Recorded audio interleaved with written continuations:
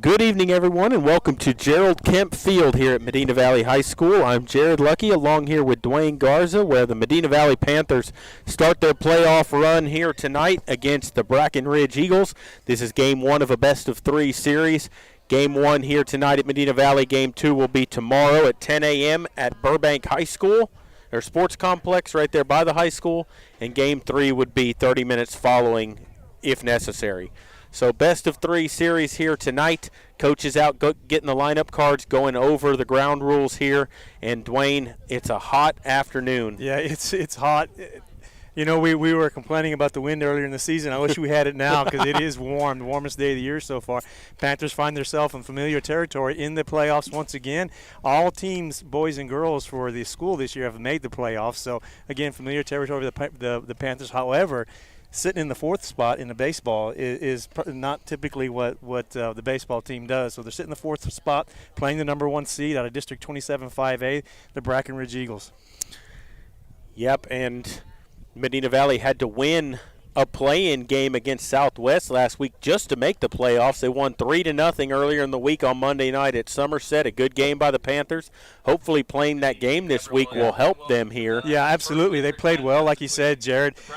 Southwest had come in the game winning 3 in a row, and Panthers had lost 2 in a row, so they needed a really upbeat game in order to make the playoffs, and they did just what they needed to do to win, winning that game 3-0.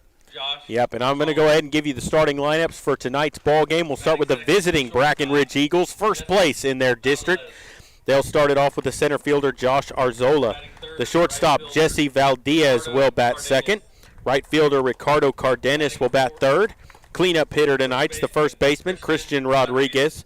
The 5-hitter, Arturo Parra, will be on the hill tonight. Hector Quiroga will bat sixth and play second base. Left fielder, Caleb Contreras, will bat seventh.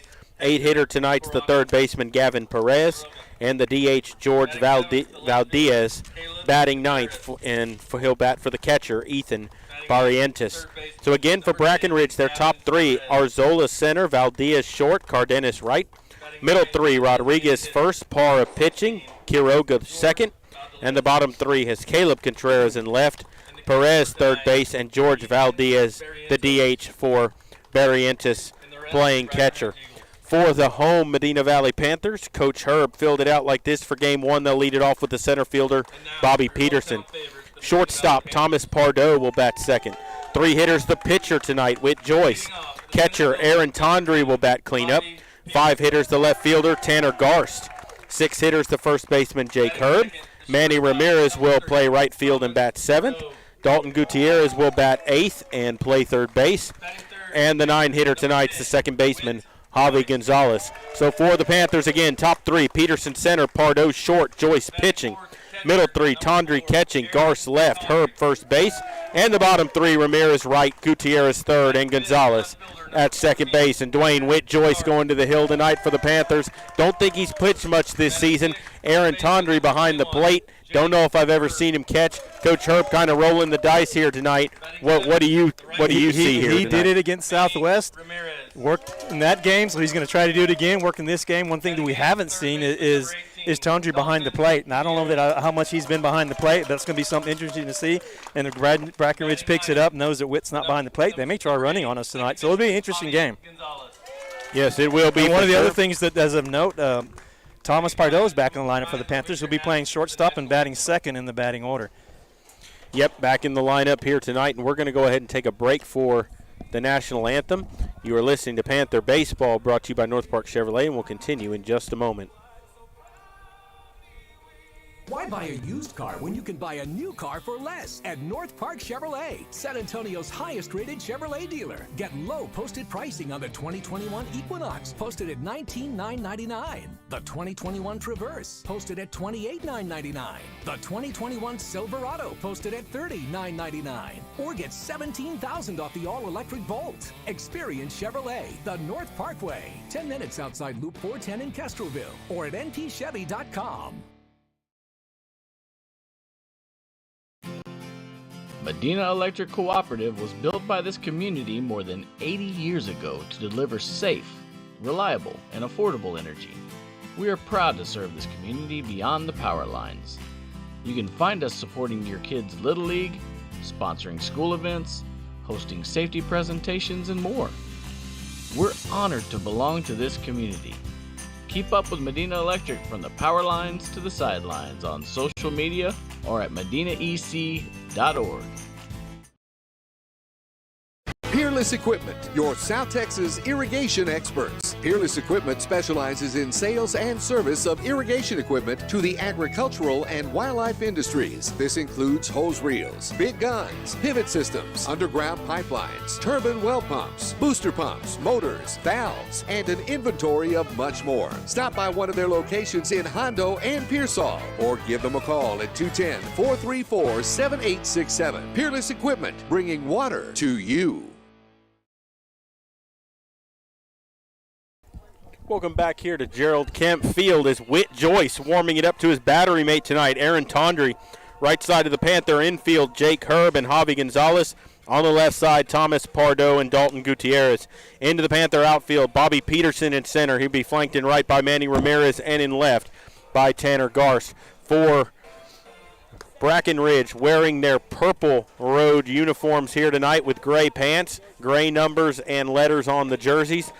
It will be Josh Arzola, Jesse Valdez, and Ricardo Cardenas due up to start the ball game. For the Panthers, wearing their home white uniforms, white jerseys, white pants with the black and orange trim, white letter Panthers on the front of the jerseys.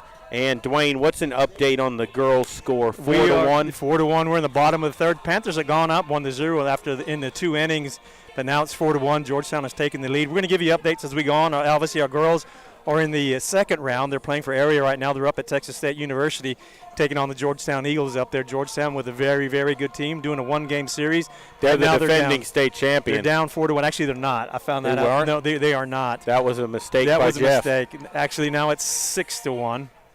Georgetown taking a sizable advantage in the bottom of the third right now. Long ways to go there. But, yeah, we'll try to keep you up to date with that. And we're getting an hour early start here, a 6 o'clock versus the typical 7 o'clock game. That's one of the reasons why it's real warm. So we'll see how the players react with a little bit warmer environment here today. And we're ready to get going here as Josh Arzola will step in. Play center field for Brackenridge, a right-handed hitter against the right-hander, Whit Joyce. I don't think I've seen Whit pitch this year. I saw him throw last year once or twice. He's one of those players that you want behind the plate because of his ability to cut down the running game and his ability to keep balls in front of him. Well, there's no doubt he's probably got the strongest arm on the team at all positions. So Coach Herbie elected him to go with velocity today and see how he does. I've seen him pitch a couple of times.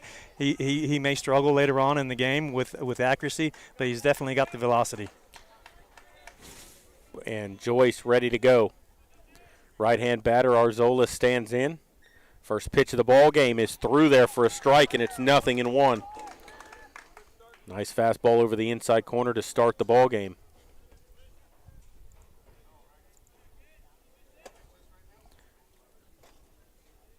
Whit ready. The 0-1 on the way is a breaking ball that drops in for a strike, and he's ahead 0-2. Beautiful. That was a ball? No, he called it a strike, I believe. Oh, he called it a ball? He called it a ball. Wow. That was a good pitch. It's a 12-6 curveball. Looked really good. 1-1 on the way. Swings and pops one up, foul, out of play, and it's a ball and 2 strikes now.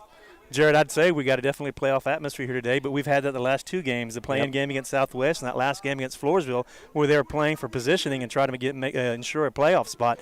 So the under stress and under pressure, the Panthers have already been playing under that atmosphere. There's a breaking ball that misses down and in, 2-2. Good pitch by Joyce that time, just couldn't get Arzola to chase it.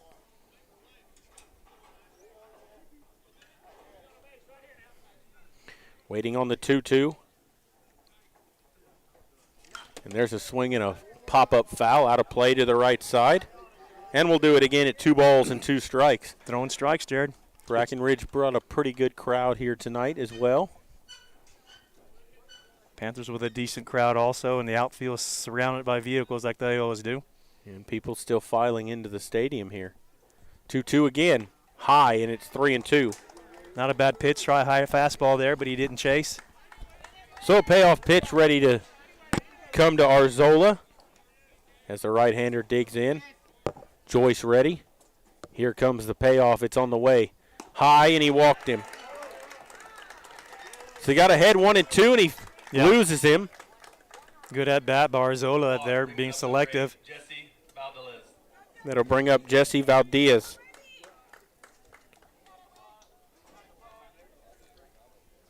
Not much of a breeze looking at the center field flag, Jared, and it's barely moving. If anything, it's a left to right at about 2, 3, 5 miles an hour at the most. So Joyce from the stretch against the shortstop, Jesse Valdez. Right-hand batter ready. Checks the runner at first. Pitch on the way, runner goes. Throw down by Tondre in time, put it on him, and he is out. Cut down the running game as Arzola's caught stealing. What a throw by Aaron Tondre. Good tag by Pardo, and there's one away. Nothing wrong with that throw from the new catcher. Threw a laser to second base. The only place he could put it, he put it right there, and it was right in the tag for out number 1. Good job by Tondre.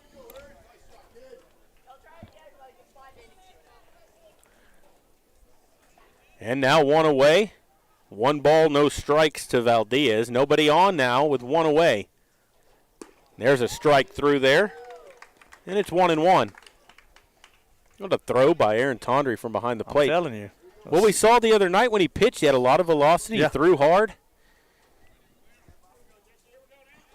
That theory they tested didn't work out. The 1-1 is high, and it's 2-1.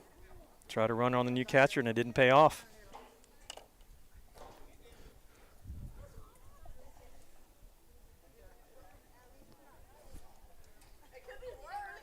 Here comes the 2-1.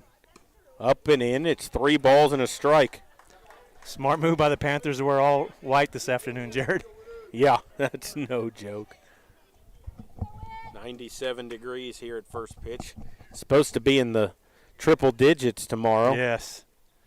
We have an early game. Hopefully that'll be nice. 3-1. High, and he walked him. So back-to-back walks issued.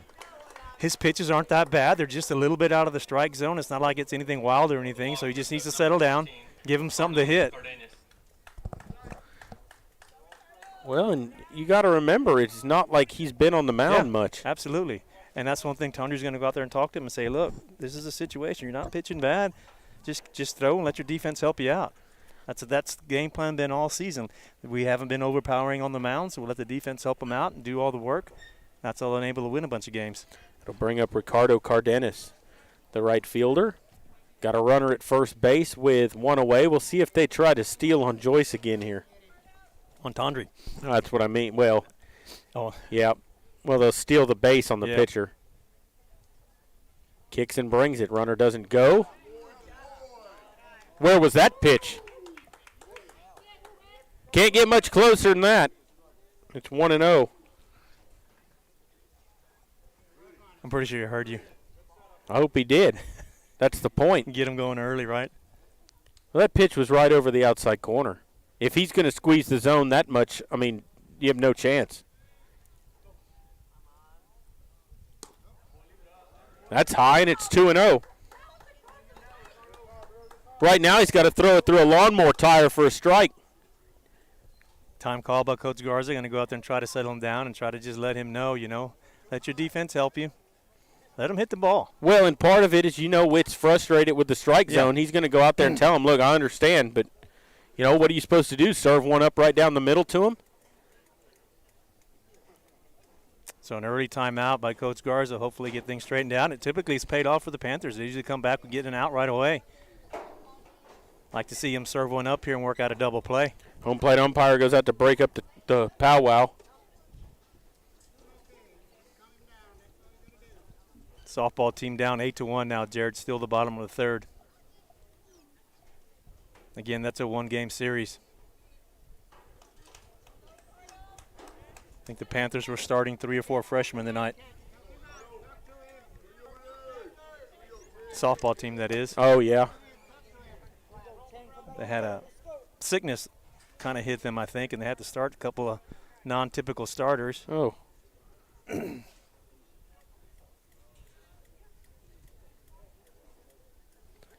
And so it's 2 balls and no strikes to Ricardo Cardenas, even though both pitches were probably strikes. Ready for the 2-0. Up high, 3-0. So Witt's thrown 15 pitches in the ball game so far. He's walked 2 batters. As caught stealing is the only out. He's 3-0 to their number 3 hitter. That's a strike through there. That was the same pitch you called a ball a while ago. And it's 3-1.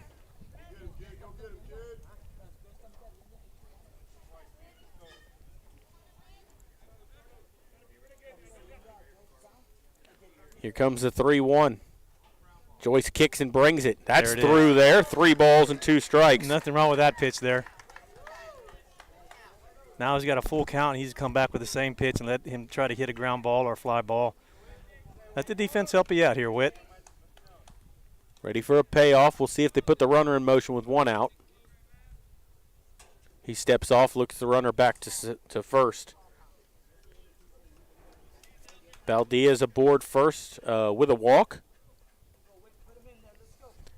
And a 3-2 upcoming here to Cardenas.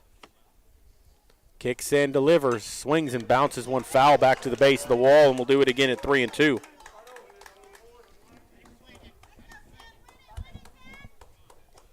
Another good strike right down the middle. Couldn't do anything with it. He needs to throw that fastball right down the middle till they can do something with it. Ready for the payoff. Here it comes. High, and he walked him. So 3 straight walks to start the ball game. And they have runners at first and second with nobody out. Or with 1 out, rather. The caught stealing by Arzola, but 3 straight walks to start the ball game, and this is Christian Rodriguez. Big first baseman batting cleanup.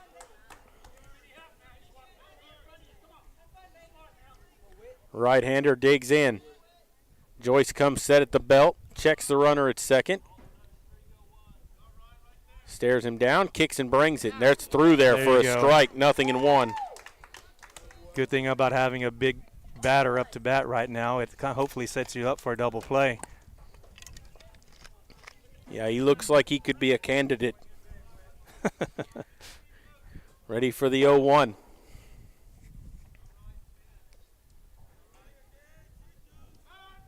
And he looks the runner back to second.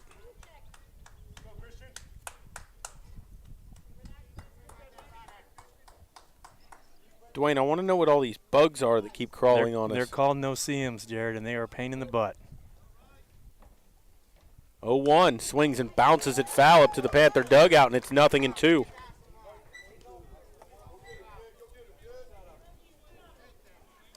Yeah, those little bugs are crazy. They came out with the rain, the little bitty things, and they get in, they bite, and you can hardly see them. Hence the name no-see-ums, and they're all over the place.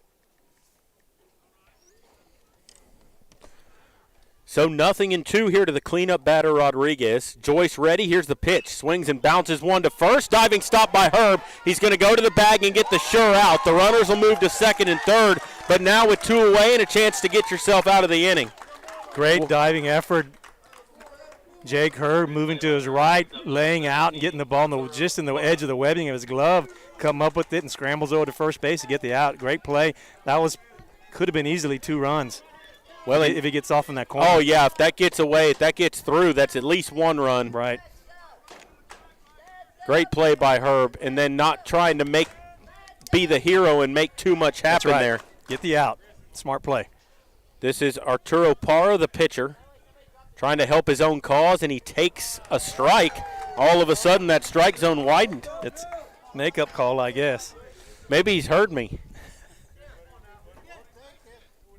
Ready for the 0-1. Usually if they hear me, they shrink their zone a little more. 0-1 on the way. Swing and a miss and a fastball upstairs and quickly 0-2. Threw it right past him. That's say, throw your fastball, Joyce. Till they catch up to it. I would throw it. Yeah, I'd climb the ladder a little more right now. Ready for the 0-2. Runners at second and third with 2 away here in the top of the first. Joyce set at the belt. Kicks and brings it. Swings and fouls 1 out of play down the right field line. And swinging late, Jared. And again, we'll do it at 0-2. And like you said, late on that pitch. You know, I'm sure they're a good ball club. They're number 1 in their district, and I think they were 15-1 in district play. But right now, they can't seem to catch up to Joyce. So he's thrown him 2 fastballs up. See if he changes his eye level here. Ready for the 0-2 again. Swings and bounces 1 towards short. Pardo up with it, fires across to first. In time for the out, and the side's been retired. Good play by Pardo, deep in the hole between short and third. Made a good, strong, long throw to first base, and Brackenridge turned away in the top of the first. They get no runs on no hits, 3 walks, and they leave 2 on base. So we'll go to the bottom of the first. 0-0, Panthers just coming into bat. You're listening to Panther Baseball, and we'll continue in just a moment. Are you ready for a vacation? Tanya with Travel by Design can help you with all your vacation destination needs. At no cost to you, she can plan all of the details tailored to your unique wants and needs. So all you have to do is enjoy your vacation. Tanya is a certified expert with Disney, Universal Orlando, and California, Sandals, and all cruise lines. Give Tanya a call at 830-931-4834 or visit her Facebook page, Tanya with Travel by Design, for all the latest specials and must-do vacations.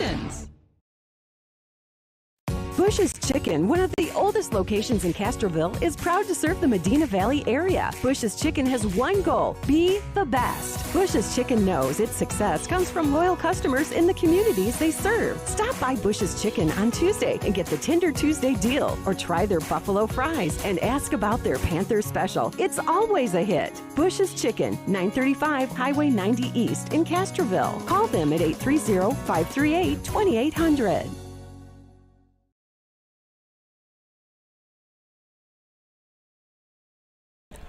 We're back here at Gerald Kemp Field as we go to the bottom of the first inning, and Arturo Parra warming it up to his battery mate Ethan Barrientos. Right side of his infield, Christian Rodriguez and Hector Quiroga. On the right side, Jesse Valdez and Gavin Perez. Into their outfield, Josh Arzola in center, flanked in right by Ricardo Cardenas and in left by Caleb Contreras. For the Panthers, it'll be Peterson, Pardo, and then Whit Joyce due up here. Panthers got that core of their lineup back with Pardo back in there. He had to make a good play at the end of that inning to turn Brackenridge away. Joyce got himself into some trouble. He walked 3 batters. Luckily, a big caught stealing by Aaron Tondry to lead off after the initial walk. And then Whit Joyce just bearing down, getting a couple of ground ball outs and some good defensive plays behind him. And we'll see if the Panthers can take advantage here in the bottom of the first and reward their pitcher for getting him out of a jam. This is Arturo Parra. He's very exaggerated on the mound, very herky-jerky. Every pitch he threw a while ago was way upstairs. Into the windup, and that pitch bounces up there, and it's 1-0. Yeah, Bobby Peterson, a very smart batter up the bat right now, real selective on hitting, finds a way to get on as he's done all season. We talked about him all season long, but he does the job as a leadoff batter. Parra, now he's going to throw from the stretch.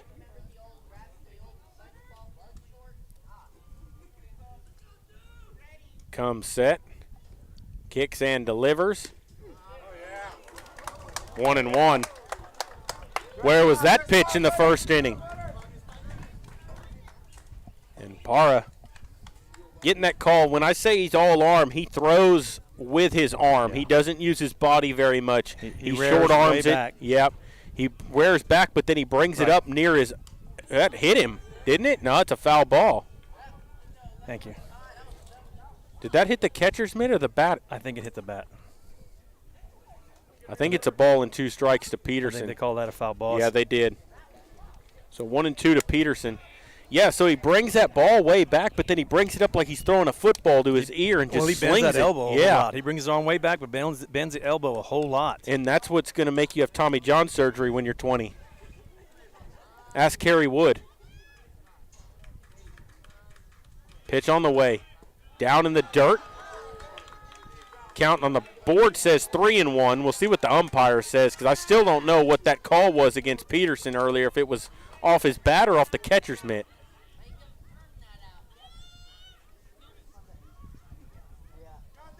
And he stands back in.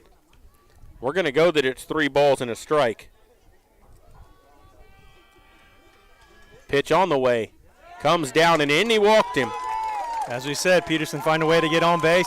And, Jared, you got to assume that Bada is their ace. I mean, they've had over a week of rest. You're going to lead off with your ace typically. I know the Panthers haven't done that, but they're in a different situation after having a play-in game and using all kinds of pitchers all year long. Different situation, but you would think Brack is throwing Bada as their ace. You might not. They might throw their number 2, try to steal a win, and then shut you down in game 2.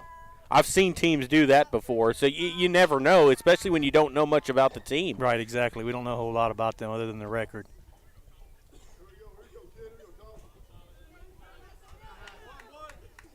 So a runner at first. Peterson with speed. We'll see if they test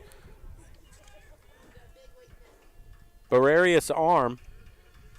And they will right away. Throw down is in time, but the tag got him. Peterson couldn't get under the tag. The throw was a little high, and a caught stealing right back. The Panthers return the favor.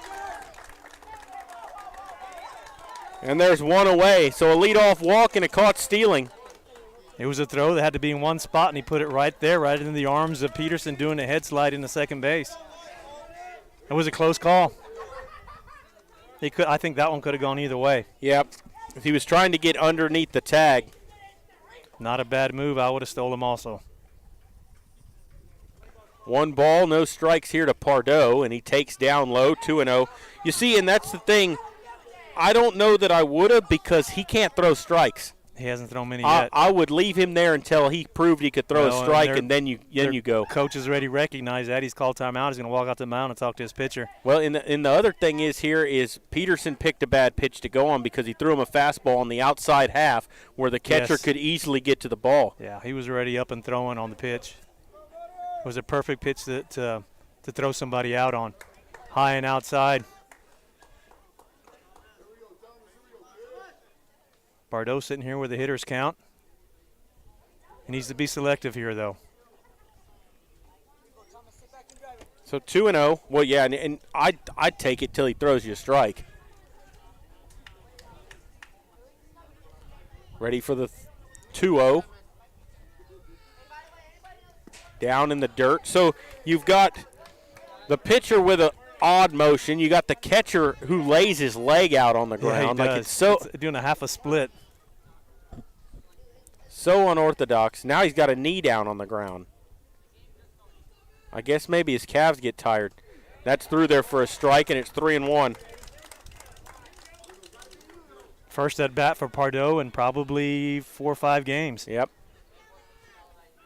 Let's see how he does after a layoff. Ready for the 3-1. Here it comes. Up and he slings one into center field. Center fielder over to his left makes the catch for the out. He did square it up. That was a line shot out of the center field. He just hit it right to the center fielder. And there's 2 away, and that'll bring up Whit Joyce. Joyce with nobody on and 2 down. He had a leadoff walk to Peterson. He was caught stealing. The line out by Pardo. Nobody on, 2 down. And I don't know, Pardo just told him something. Maybe he's tipping his pitches.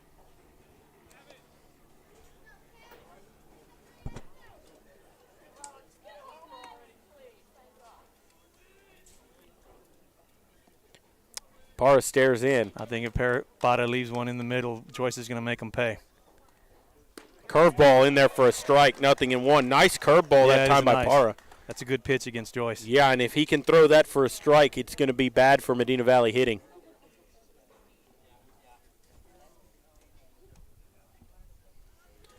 Ready for the 0-1. It's on the way. That's down in the dirt. Threw it again. Another breaking pitch, but in the dirt. Joyce didn't chase. Again, if you try to serve one up to Joyce, he'll make you pay. Well, and the thing that I've noticed for the Panthers is if you've got a batter or you got a pitcher throughout the season that can throw their fastball and curveball for strikes, Medina Valley's had issues with that. Upstairs, and it's 2-1. Reason being is that it keeps them off balance, like they're guessing too much instead of sitting on one pitch and waiting for it and adjusting. That was the plan when they played Floresville. The Floresville pitcher just had them off balance, couldn't do anything with them.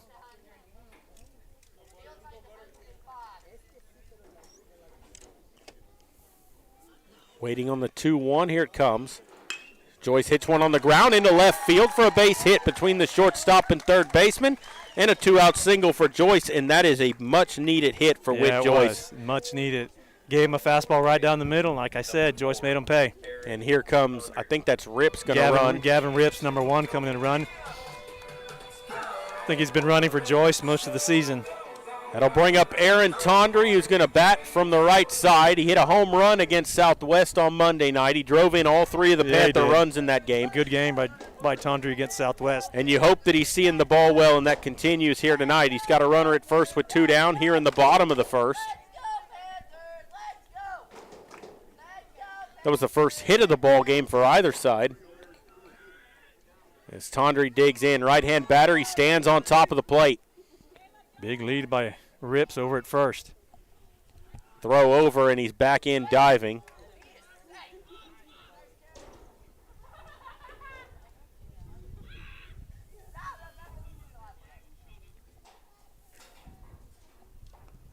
See if Panthers can strike here with 2 outs. Parra stares in to get his sign. He's got it. Throw over again on Rips, and he got him. Oh, no, he was safe. Just underneath him. He got a hand on the base, apparently. Oh, the crowd thought he was out. I did, too. I thought they got him.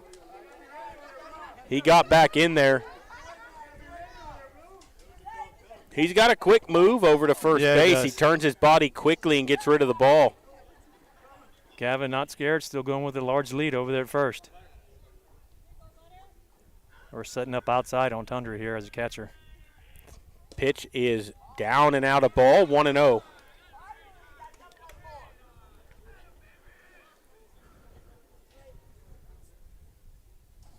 So Aaron waits. Rips away from first. 1 ball, no strikes to the cleanup hitter. Pitch on the way is down in the dirt with a breaking ball, and it's 2-0. He's only thrown one of those curveballs for a strike so far.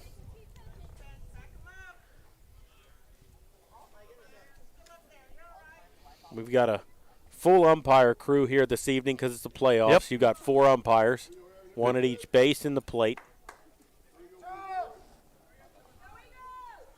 Tondry with a hitter's count here, a 2-0 count. Same with him. You give him one down the middle, he'll make you pay. Waiting on the 2-0. Parra stares in. He's ready. Comes set up near the ball cap. And that pitch is outside, and it's 3-0 to Aaron Tondry. Tanner Garst waiting on deck for Medina Valley.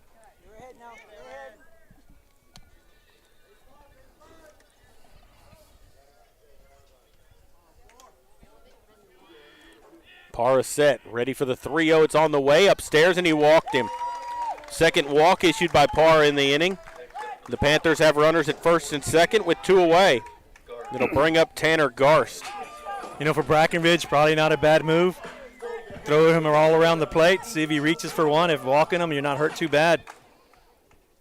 And it looks like they're going to get a courtesy runner for the catcher. Tondry. No, I didn't get a number, Jared. Is that Neighbors? I think he's number 9. It might be Neighbors. Oh, J.J. Gonzalez is number 9. J.J. Gonzalez.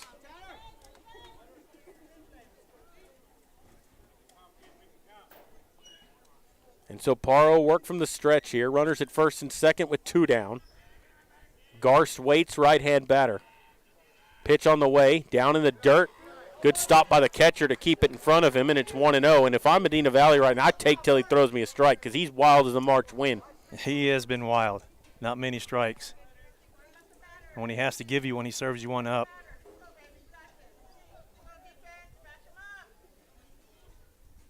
Neighbors needs to be careful. A huge lead over at first. I'm sorry, Gonzalez.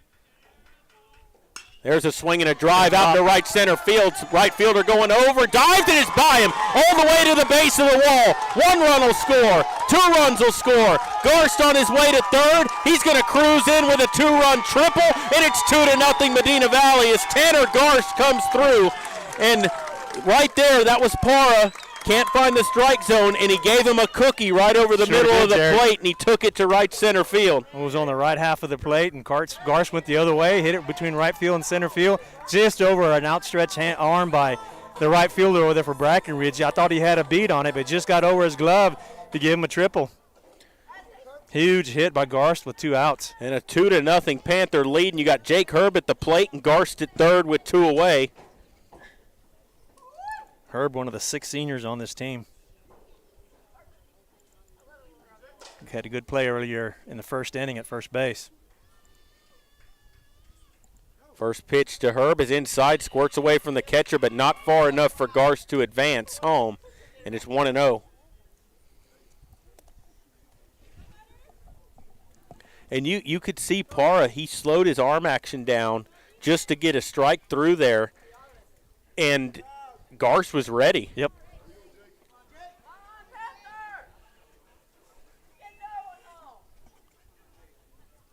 Ready for the 1-0. Here it comes. Herb takes one low, and it's 2 balls and no strikes. And Herb, this can't be their ace. I guess Dwayne. I would think not. I don't think it is. I would think not now. Not for a first-place team. And, you know, Herb's in the same situation. There's only one pitch you're looking at for right here, one right down the middle. That's a fastball, and that's it. That's the only pitch you want to hit. He needs to be thinking the same thing as the last couple batters. Well, and if you take a rip here, you better not get cheated. It better leave the yard or come pretty close to it. 2 balls, no strikes here. Really all you need here is a single. Just a base hit gets you a 3rd run. Ready for the 2-0. Herb waiting. Pitch on the way. Thought about it, laid off a strike on the outside corner, and it's 2-1. That was a tough hit to pitch. Yeah, it was a close pitch to get called a strike on, too. It's close. He was a little low on outside, not one he wants to swing at. That wasn't the pitch he was looking for. Temperature's gone up to 99 now. There's a swing and a golf shot out to left center. Left fielder still going back, looking up, and that's going to one-hop the wall. Garst will score. Herb cruises into second with an RBI double, and it's 3-0 Medina Valley. Exactly what he needed to do. Wait for a fastball right down the middle. He takes a little bit off of it when he's down in the count. The pitcher does. Gave one right down the middle. That was nice and easy. Made him pay for it. Hit one hopper off the wall in left center. Stand-up double, RBI. Panthers in good shape right now. And he literally golfed that up there out in the left center. Looked like a 9-iron shot out there. Pitching change. Looks like Bada's going to go out to left field. And that's it for him. He lasts 2/3 of an inning. And he's still responsible for Herb at second base. You can't close the book on him yet. Zapata goes to left. The left fielder goes to shortstop. And number 10, the left fielder is going to – no, I'm sorry. That's wrong.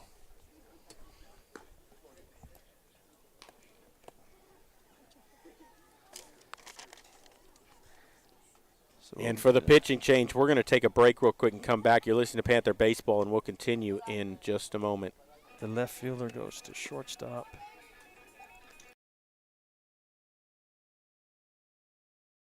Bush's Chicken, one of the oldest locations in Castroville, is proud to serve the Medina Valley area. Bush's Chicken has one goal: be the best. Bush's Chicken knows its success comes from loyal customers in the communities they serve. Stop by Bush's Chicken on Tuesday and get the Tender Tuesday deal, or try their buffalo fries and ask about their Panther special. It's always a hit. Bush's Chicken, 935 Highway 90 East in Castroville. Call them at 830-538-2800.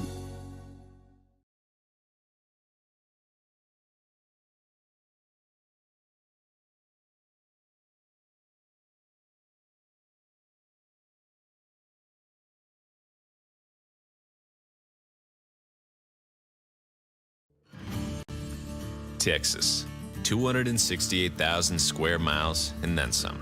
Twice as much elbow room as California. There's just no place like Texas. And you can take that to the bank. Texan Bank, poised and ready for a future that's wide open. Member FDIC.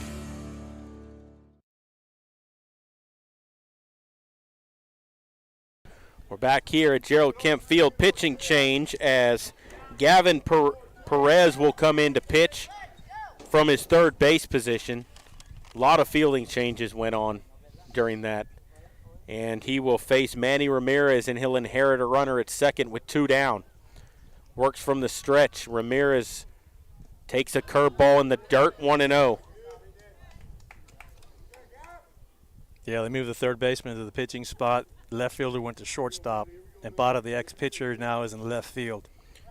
So Parra lasts 24 pitches, 2/3 of an inning. There's a swing and a bouncer. Comebacker speared by Perez. Throws to first.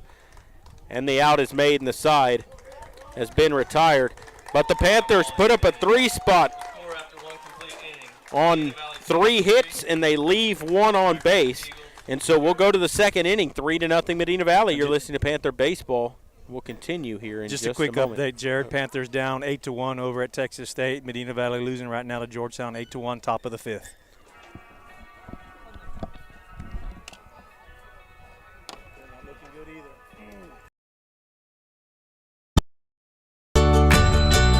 When you put money in our bank, you started a chain reaction.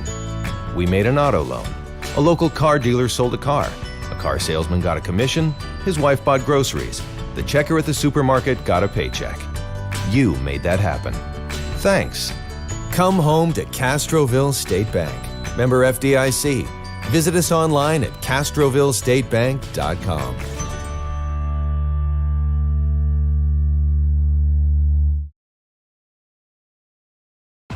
The Medina Valley Sports Boosters are proud to support the Medina Valley Panthers. The Boosters are always looking for volunteers and new members. The MVP Boosters raise funds to support the MVISD sports and scholarship programs. Get your Panther swag at the football store located next to the concession stand. We have several items on sale. Join, volunteer, or purchase your Panther swag today at mvpboosters.com. Back here at Gerald Kemp Field as we go to the second inning. 3-0 Medina Valley leading Brackenridge. And for the Eagles, let me turn my page over here. It's going to be Hector Quiroga, Caleb Contreras, Gavin Perez, 6, 7, 8 hitters to face Whit Joyce here in the inning. Whit Joyce getting a lot of rest. Last half an inning, it was probably a 30-minute half an inning. At least it felt like it, Jared. Yes. It was more than that. It was about 33 minutes. I'm about half cooked, too. Yeah. Top of the second, 3-0 Medina Valley here in game 1 of a best-of-3 series. Hector Quiroga will stand in.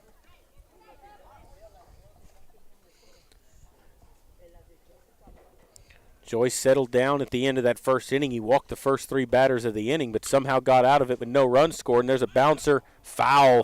And Gutierrez, that was a risky play there. As I thought the ball hit the bag, and if it does, it's fair. But it just went foul. He tried to play it between hops, and he misplayed it. It's a good thing it stayed foul. Unless he no, he let that go, thinking it was going to be foul, and it was almost not. It was close. Ready for the 0-1. Pitch from Joyce. Curveball drops in for a strike, 0-2. His strike zone's opened up a little bit more since that early in that first inning. That definitely caught the corner. That was a strike.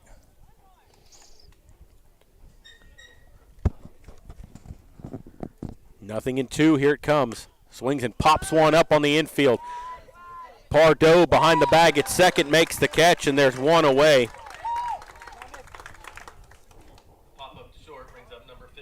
He'll bring up Caleb Contreras. Nobody on, 1 down. Left fielder for the Eagles, batting in the number 7 spot here tonight. Nobody on, 1 down. Panthers 3 runs on 3 hits. First pitch is a ball, 1-0. No, he called that a strike. My goodness. Took him a while. Yeah, he's been a little bit delayed. That was a lot delayed.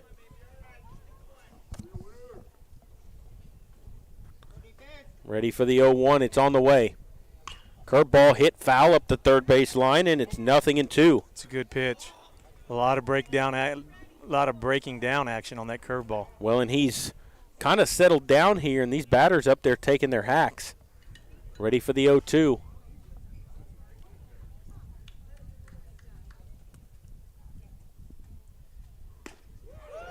Just missed high. And that's the key word, just. Yeah, I mean, that had some sink action on it. Nice 2-seam fastball. It just missed the strike zone. Easily rung him up on that one. Ready for the 1-2. Joyce into the windup. Here it comes. Upstairs, and he didn't chase after it, and it's 2-2. And that's the thing. He hasn't been – I mean, he's thrown a lot of balls, but they haven't been bad misses. No, They're he's just been, off the plate. He's been around the strike zone.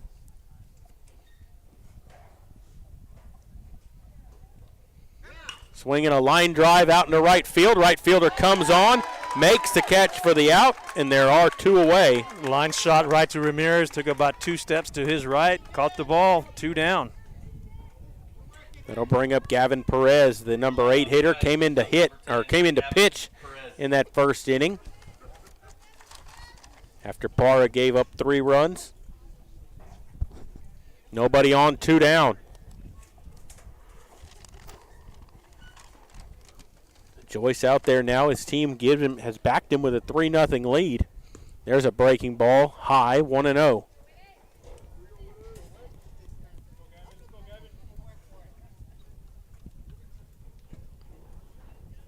Like to see him sit Perez down quickly here. He's over the bar for 2 innings. He threw a lot of pitches in that first inning. You'd like to see him get a quick one here. He pops him up on the infield. Herb in foul territory.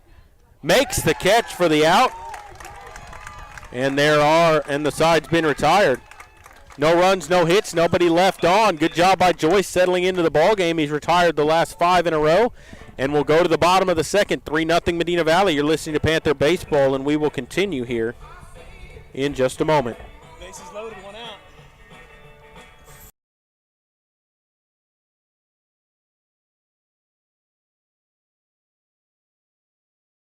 Nobody can design, create, or maintain your lawn better than 3D Landscaping and Irrigation. With over 17 years of experience, owner Ray Doyen and his crew take pride in their craftsmanship and service. They're fully insured, offer free estimates and multiple references, so you know you're getting the best. 3D does landscaping, lawn maintenance, irrigation, tree installation, lighting, and more. Whether it's residential or commercial, 3D Landscaping and Irrigation has you covered. Give 3D a call, 830-985-9115, or find us online at threedlandscaping.com.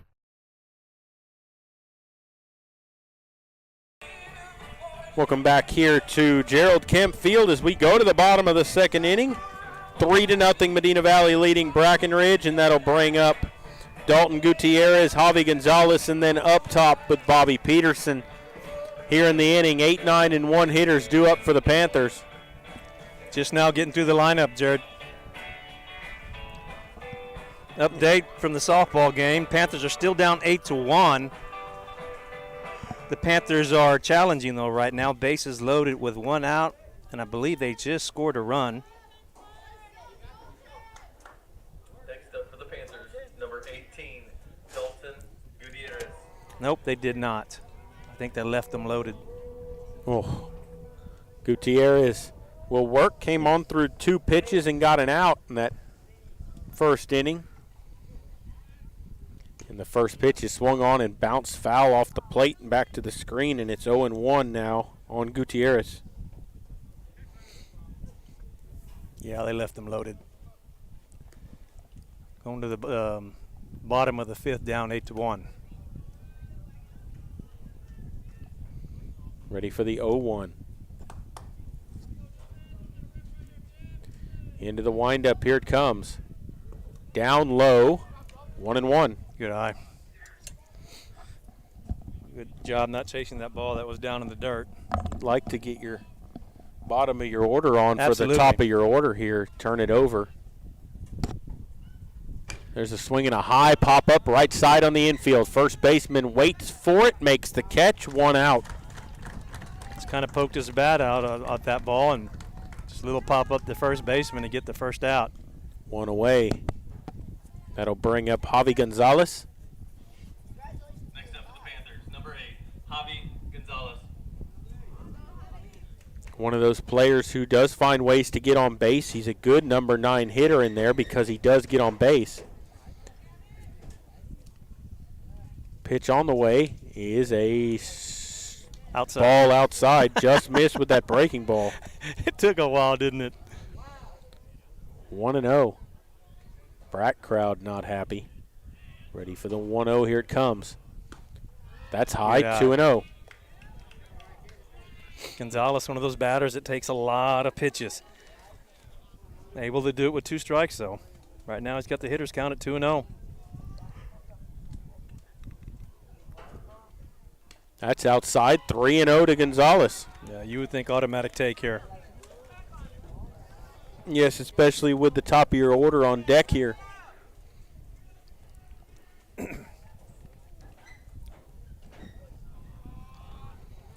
Pitch on the way. And he walked him down and out. 4-pitch walk. First walk issued by Perez in the ball game. And it'll bring up Bobby Peterson, who walked his only time in. He was caught stealing later on. Good job by Gonzalez to get on base to bring the Panthers to the top of the order. When you got a good contact hitter at the plate here, you wonder if Medina Valley will try to do something like a hit and run. Well, they're calling plays out right now. Panthers using that numbering system. I think Coach Herb called 3-2. It could mean anything or it could mean nothing, but we'll see. But like you said, Jared, good opportunity to get something going, to get an insurance run across the board. You also got the speed of Peterson where he can beat out a bunt for a hit. Third baseman up on the infield grass. Pitch on the way. Takes a strike, 0-1. Not a real big lead over there at first base by Gonzalez.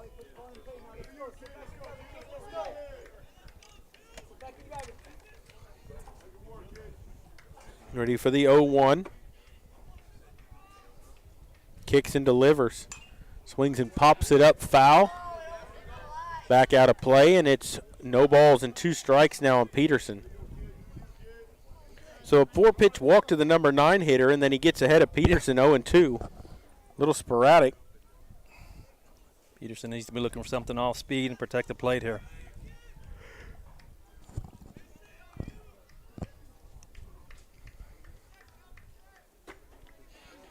Ready for the 0-2. Here it comes. Swings and lines one out into center field. Center fielder coming in, and that will drop for a base hit. Just poked his bat out there, Exactly managed to make contact and got it into center for a base hit. That's exactly what you do with 2 strikes. Just try to make contact and see what happens, and poked it out right past second base, right in front of the center fielder. Move the runner over and give himself a base hit. Good job by Peterson. That'll bring up Pardo. He lined out to the center fielder his only time up. He's got runners at first and second here with 1 out. He'd like to take a chance here to play add-on. Wouldn't surprise me to see Pardo square around here. No, not at all. Problem is there's 1 out and you already got a runner in scoring position.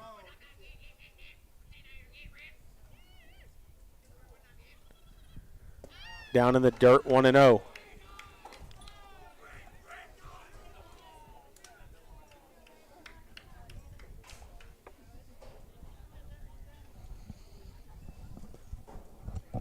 One ball, no strikes. Spins, throws to second, not in time.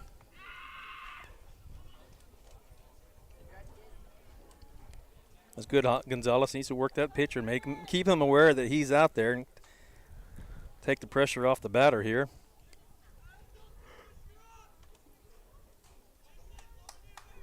Pardo waits on the 1-0. Perez brings it. Swings and bounces one to third. Plays it off of him. Nobody's going to be out. Everybody's safe. An E5 on the third baseman, and the bases are loaded for Whit Joyce. Third baseman took a step up the ground to field that ground ball, and it just went off the heel of his glove, and he booted that ball towards the shortstop. Everybody's safe. And here's Whit Joyce, who's 1 for 1 with a single. Bases loaded, 1 out. You got your chance here to bust this game wide open. Right man in the right spot right here. Bases loaded, 1 out. He just needs to make sure he doesn't overswing here. No, and he came through with a hit that he needed, that big hit in that first inning. I think he did it with 2 strikes too, Jared. And we'll see if that will make that ball look a little bit more like a pumpkin, and he hit him. Lost the curveball, hits Joyce. He get an RBI on the hit by pitch. A run scores, and it's 4-0. Hit by pitch, sponsored by Hazel Russell State Farm Insurance in Castroville, Texas. Thanks to Hazel Russell State Farm for sponsoring all the hit by pitches this year. And he earned that hit by pitch, Dwayne. He took it right in the shoulder. Yep, earned that RBI, and he's going to get Gavin Rips to run for him. He will sit down and rest and get ready to throw a few more pitches this next inning. And this is going to bring up Aaron Tondry. Yeah, and that doesn't help you at all to hit Joyce No. because now you have Tondry at the plate. And he walked his only time in. With bases loaded. Bases loaded here. One away from the windup, Perez. We're in game one of a best of three. Pitch on the way. Almost hit him inside, 1-0.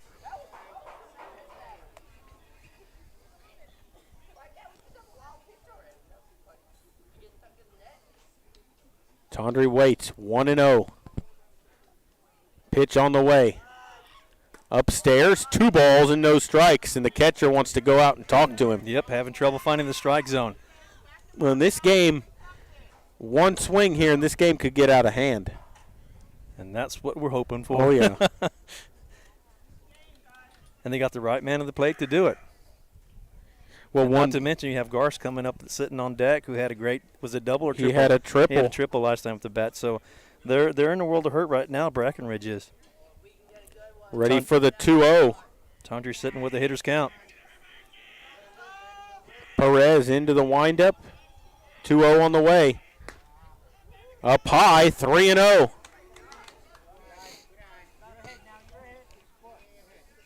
The wheels are about to fall off here for the Eagles. Walk scores a run. I'm assuming that he'd be taken right here with the 3-0 count. Ready for the 3-0. Here it comes. Down in the dirt, and he walked him. Breaking ball on 3-0 with the bases loaded. So an RBI for Tondry. His second walk of the ball game. That's 4 issued to Panther batters, and it's 5-0.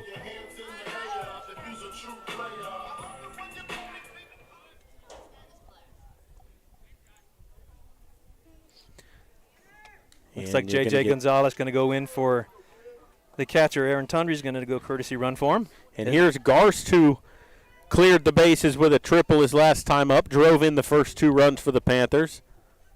1 for 1 in the ball game. He's got the bases loaded here with 1 away.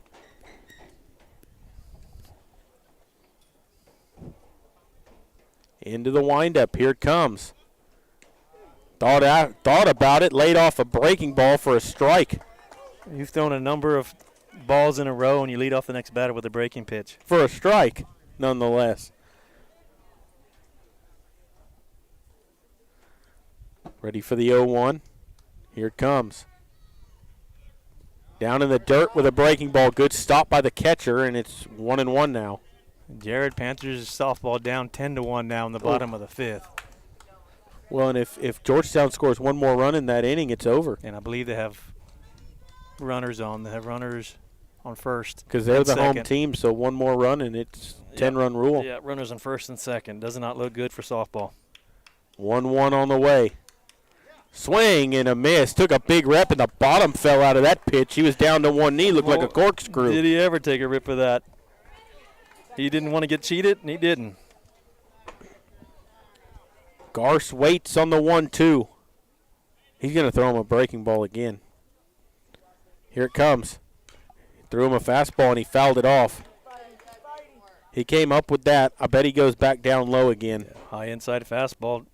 Fouled it off at the fists.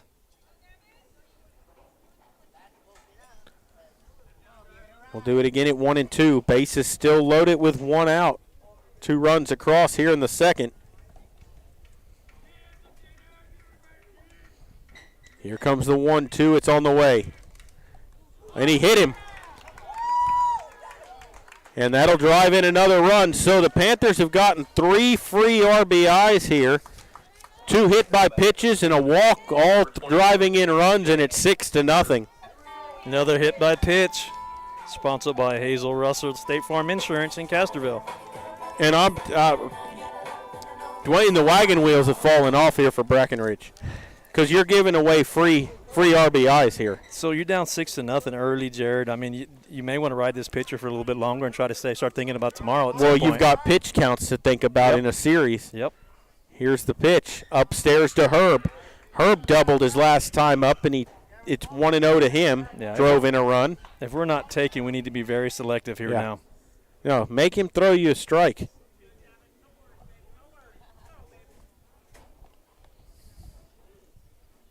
There's a swing and a rip foul up the third base line, and it's 1-1.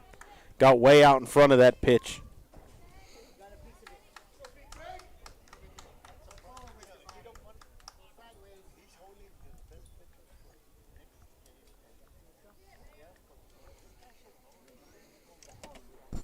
Ready for the 1-1. Perez kicks and delivers. Swings and hits one high in the air, right center. Right fielder over. Center fielder makes the catch. Runner will tag up, rips. He will score easily without a throw. A sacrifice fly for Herb, and he drives in a run. And it's 7-0. Yep. Nice easy fly ball out to center field, but just enough to get the runner from third to score when tagging up. 7-0. Good inning so far by the Panthers. Scoring 4 runs so far just in the bottom of the second. And that will bring up Manny Ramirez. Grounded out to the pitcher, his only time in. He's the 9th man to bat in the inning. I was just going to say that. We've gone 9th batter of the inning for the Panthers so far. 7-0. Like to get those other 3.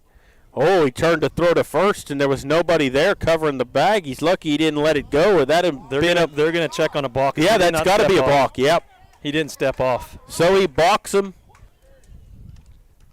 He didn't. No, he didn't step off. He just turned his feet. You have to step back off the rubber to do that. That should be without a question a balk. Because if you do that, you have to issue the throw.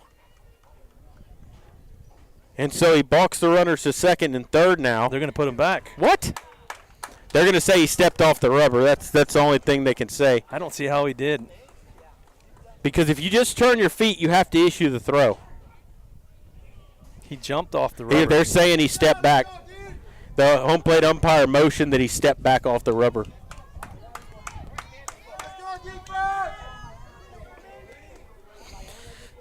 So, Ramirez waits.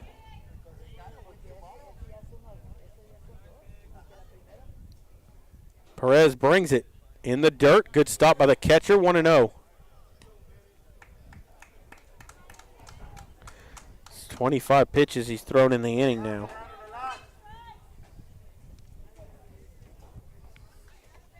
Ramirez with a 1-0 count. Swings and pops one up, foul, back out of play. Kind of reach for that one, and it's 1-1. They're getting a little antsy. They want to swing the bat.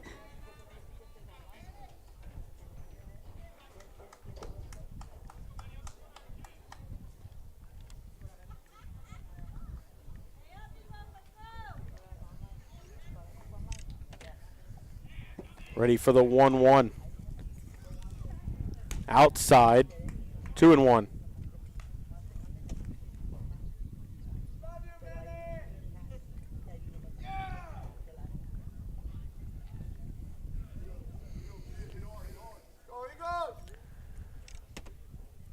Waiting on the 2-1. Here it comes. Upstairs, 3 balls and a strike. Good take. Ramirez wanted to swing that high fastball, held off. Well, one of the things you got to remember, too, is this has been a long inning. Yeah, Whit Joyce hasn't thrown a ball in a while. For the second inning. Yeah. 3-1. Oh, did he go? He did. He did not. Home plate umpire says no swing. They want to appeal down to first. They do. They say he went. Home plate umpire said appeal down to first. First base umpire said he went around. And it's 3-2.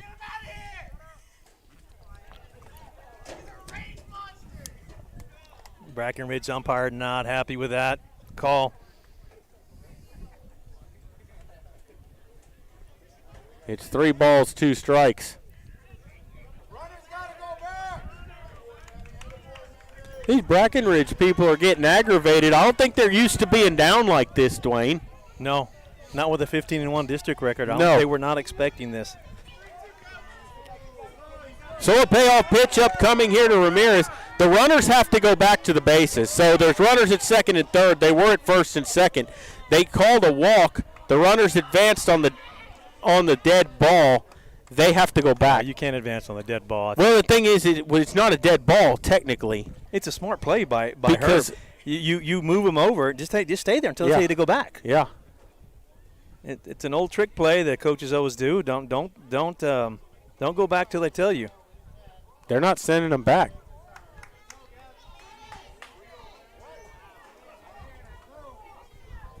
They're saying that they were able to advance on that.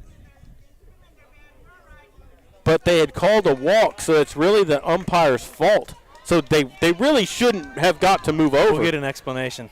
Oh, yeah. I don't understand it. But a payoff pitch upcoming. Here it comes. Swings and bounces one to second. Second baseman up with it. Doesn't matter if they moved over or not because the ground out to second retires the side. But the Panthers put up a 4 spot on one hit. That's all they got, one hit. With a walk, 2 walks, 2 hit by pitches, an error, and a sacrifice fly mixed in. And it's 7-0 Medina Valley as we go to the 3rd inning. Panthers on top here. You're listening to Panther Baseball, and we'll continue in just a moment.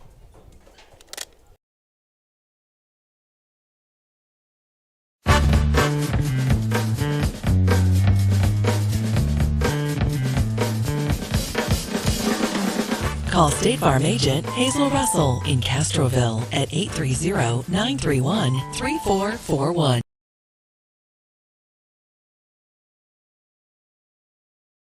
Why buy a used car when you can buy a new car for less at North Park Chevrolet, San Antonio's highest-rated Chevrolet dealer? Get low posted pricing on the 2021 Equinox, posted at $19,999. The 2021 Traverse, posted at $28,999. The 2021 Silverado, posted at $30,999. Or get $17,000 off the all-electric Bolt. Experience Chevrolet, the North Parkway, 10 minutes outside Loop 410 in Castroville, or at npchevy.com.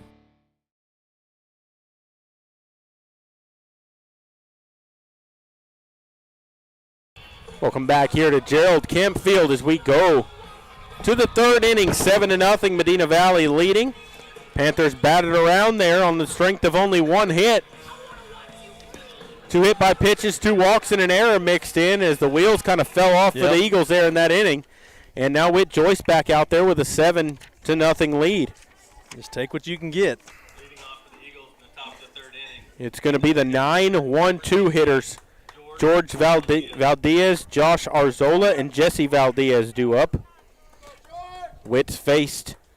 He sat down the last 5 he's faced in a row.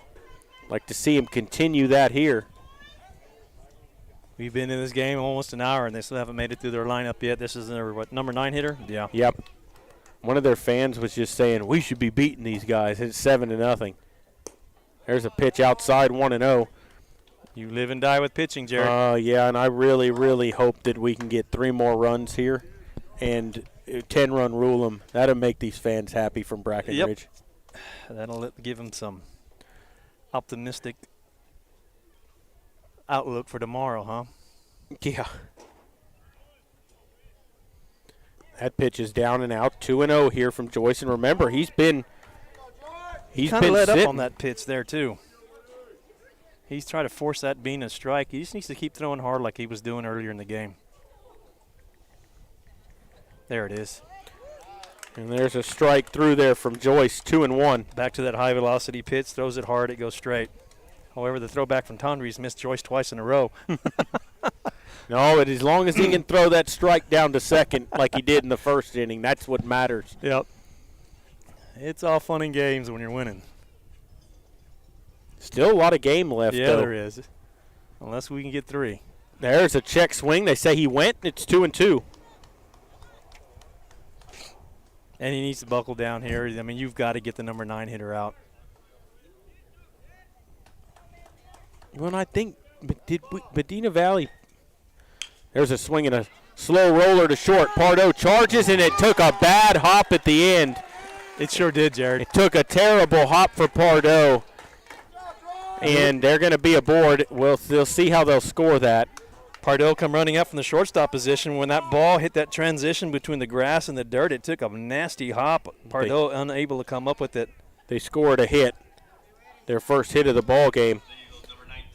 Coming from their number 9 batter. Yep, and that'll bring up Josh Arzola, who walked his only time up and was caught stealing. Did Medina Valley beat Brackenridge in the 1st round last year? We didn't play them, I don't think. I feel like I remember 1 or 2 of these fans, but they're all the same. No, they're not. I think they played Edison, didn't they? Maybe. That pitch was high a ball, 1-0. Well, the 4 representing District 27 is Brackenridge, Burbank, Kennedy, and Edison, and that I think they played Highlands.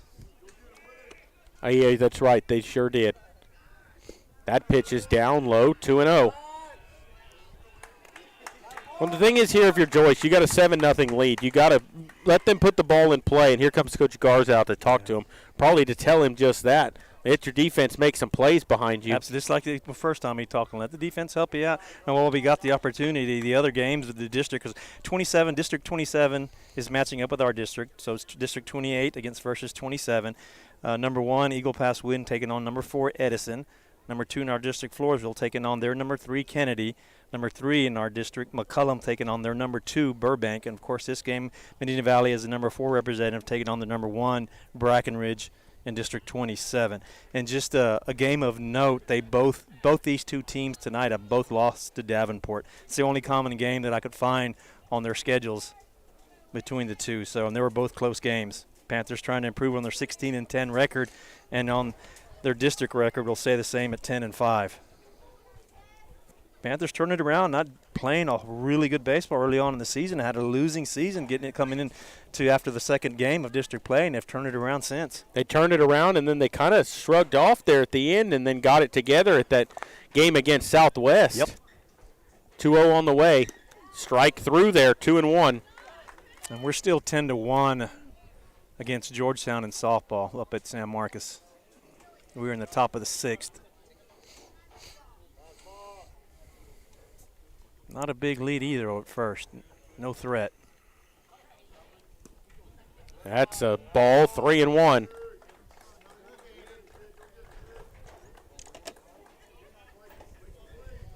They're up 7-0. Just have Joyce lay one down the middle. Let your defense work. Just like that. There's a shot in the left field for a base hit. Yep. So back-to-back singles to start the third inning, and it'll bring up Jesse Valdez. That's the only pitch he can give, and one right down the middle, and took advantage of it as their leadoff batter. He knew what to do.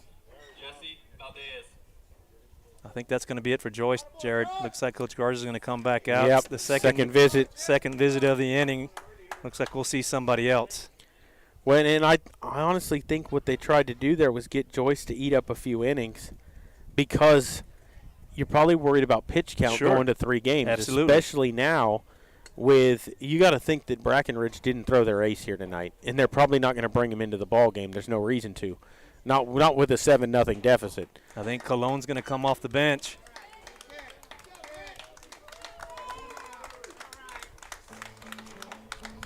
That is number 19, Christian Cologne, coming off the bench, so he's going to be our new pitcher for the Panthers. And with that, we'll take a quick break and come back. You're listening to Panther Baseball, and we will continue in a moment. Medina Electric Cooperative was built by this community more than 80 years ago to deliver safe, reliable, and affordable energy. We are proud to serve this community beyond the power lines. You can find us supporting your kids' Little League, sponsoring school events, hosting safety presentations, and more. We're honored to belong to this community. Keep up with Medina Electric from the power lines to the sidelines on social media or at medinaec.org.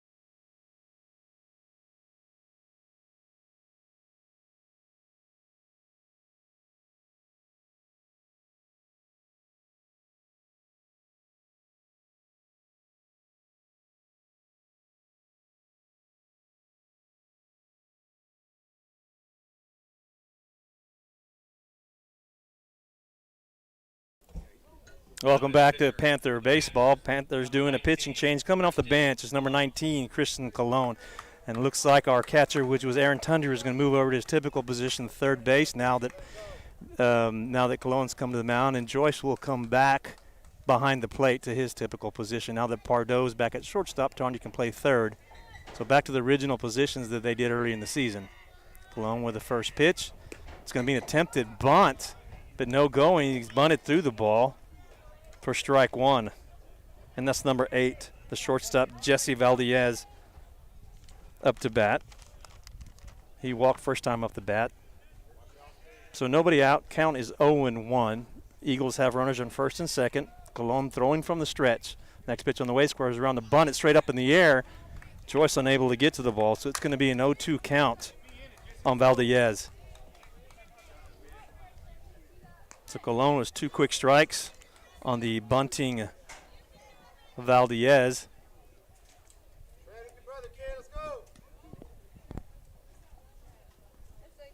Valdez steps back in. Colon getting his signals from the new catcher Joyce. Throwing from the stretch. Pitch is on the way. It's going to be a fly ball to center fielder. Camping underneath it is Peterson. Peterson catches the ball, no problem. Nobody moves on the easy foul ball to center field. So a fly out to center field to Peterson will be out number 1. So the right fielder, number 14, Ricardo Cardenas, up to bat now. He walked the first time up to bat. Eagles still with runners at first and second. Colon doing a good job throwing strikes.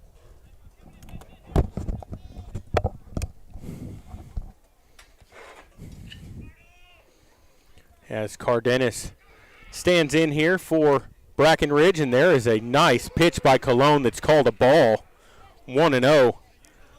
What a nice breaking pitch. Yeah, he's like the rest of the pitchers, Jared. They all have real good breaking pitches. Not a lot of velocity, but they throw a lot of strikes, allow the defense to do work. First and second, 1 away now. Cardenas walked his only time off, up and he balked. Not sure what it was. He had to have flinched. That's the only thing it could have been because he was set. Had to have flinched, and he's asking for an explanation. The second base umpire wasn't looking at him to give him one. So the runners move over to second and third. The force out is off now. They're going to have to go to first base on a ground ball. When you give up the run for an out here with a 7-0 lead. Here's the 1-0. There's a swing and a bouncer up the middle. That's going to get into center field. They get 1 run. Peterson up with it. They wave the trailer. The throw home is going to be cut off by Herb. And 2-run single for Cardenas, and it's 7-2.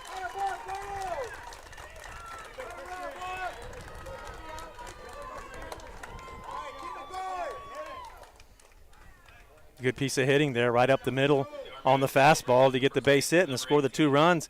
That's where the balk hurts you, Jared. It moves both runners into scoring position. Yeah, because otherwise it's 1-0 or 7-1, and you have runners on the corners with 1 out. Yep. Now they're cleanup hitters up to bat.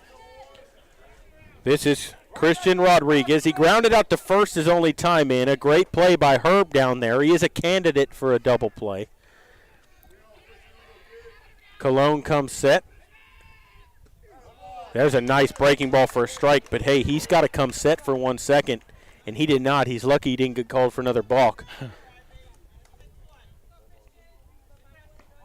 Ready for the 0-1.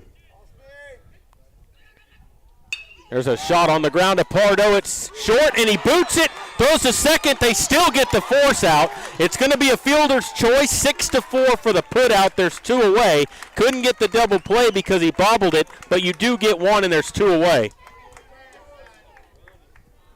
Yeah, the key's getting out there. Even though he bobbled the ball, couldn't make the play at 1.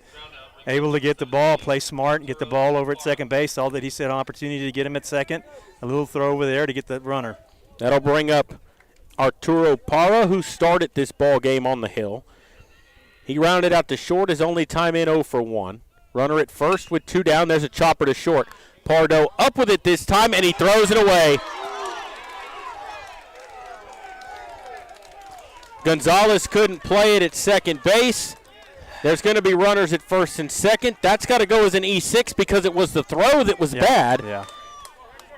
And Pardo having a tough time of it at shortstop all of a sudden in this inning. He had the tough bounce. He had the error just a moment ago that, I mean, it wasn't an error, but he got the fielder's choice. It could have been a double play, and now the error. No, Gonzalez taking the credit for that error, but it was more of the throw, even though Gonzalez didn't come up with it. And that'll bring up Hector Quiroga, and that's going to draw the infield in here and tell Cologne, like, hey, look, your defense didn't make the plays, but you're putting balls where they can get outs, and that's what you got to continue to do. Exactly. He does it again here. You have a force at any base with runners at first and second, so you're not sitting too bad here. You've allowed them to have 2 runs, but you need to stop the bleeding right now.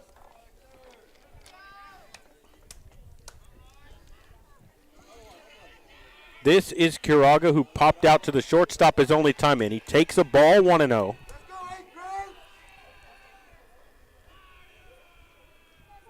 Little life now in the Eagle dugout. Momentum turns a little bit. Pitch on the way, swung on, popped up, foul, out of play. And it's 1-1.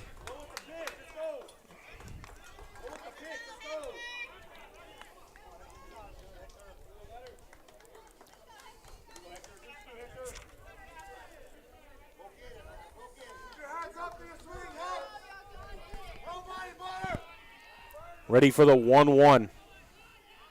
Cologne set, kicks and delivers, down in the dirt, 2-1.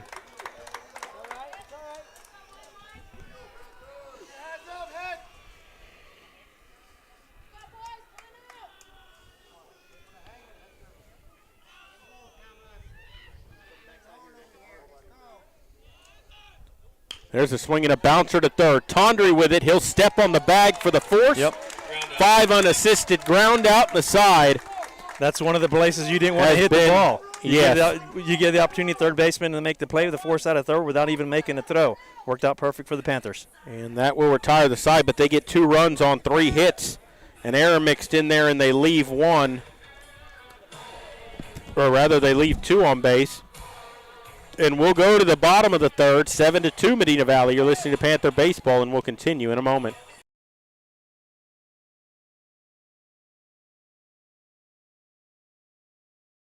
Are you ready for a vacation? Tanya with Travel by Design can help you with all your vacation destination needs. At no cost to you, she can plan all of the details tailored to your unique wants and needs. So all you have to do is enjoy your vacation. Tanya is a certified expert with Disney, Universal Orlando, and California, Sandals, and all cruise lines. Give Tanya a call at 830-931-4834 or visit her Facebook page, Tanya with Travel by Design, for all the latest specials and must-do vacations.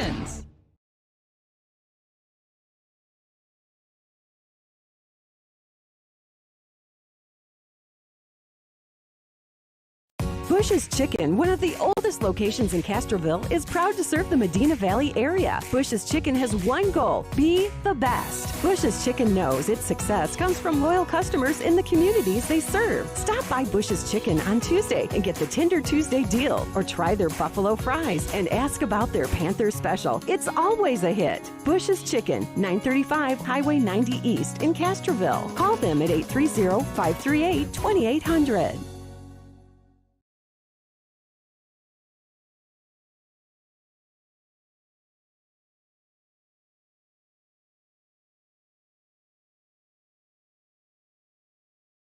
Back here at Gerald Kemp Field as we go to the bottom of the third. Another pitcher on here for Brackenridge. It's going to be Aiden Garcia off the bench. A lefty in there. We've seen a lefty a few times this year, but not many. No. And I think they did just a pitching swap with someone off the bench. And it's going to bring up Dalton Gutierrez. Nope, Cologne's going to hit in Gutierrez's place.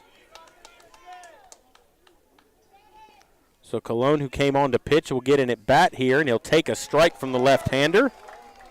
It's 0-1. Yeah, Gutierrez stepped out when Tondre took over third.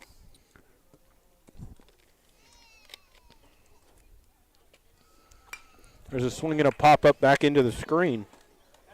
0-2. Threw his bat.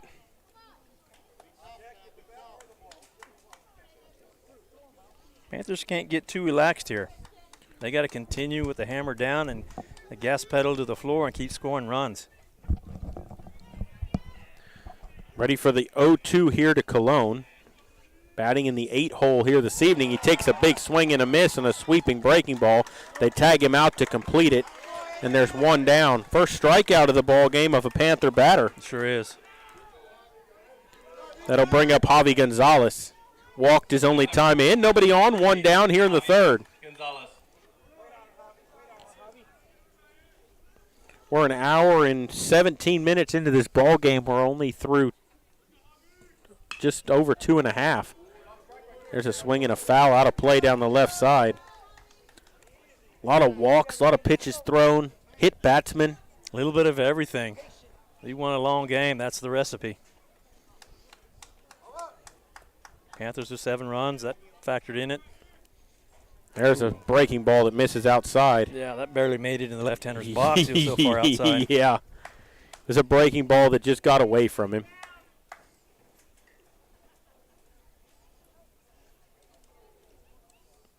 There's a swing and a bouncer back to the screen, and it's 1 ball and 2 strikes now to Javi Gonzalez.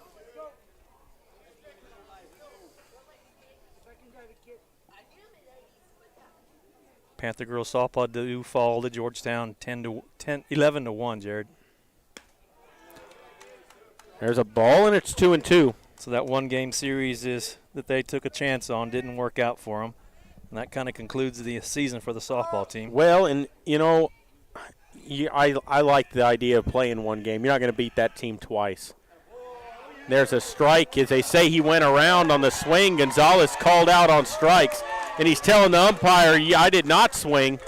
And the umpire's going to go tell Coach Herb that he better stop. He's asking him for an appeal down to first base. That's all he's asking for. Just ask. Just ask for the appeal. Ask for help. Don't make that call yourself. That's all he's asking for. Yeah, last thing you wanted here, getting momentum on Brackenridge side, giving the pitcher momentum. Yep, back-to-back strikeouts, and that'll bring up Peterson. What better way to give a pitcher confidence than giving him back-to-back strikeouts? Yep. So Peterson's walked and singled. He's been caught stealing. He's 1 for 1 officially. Nobody on, 2 down.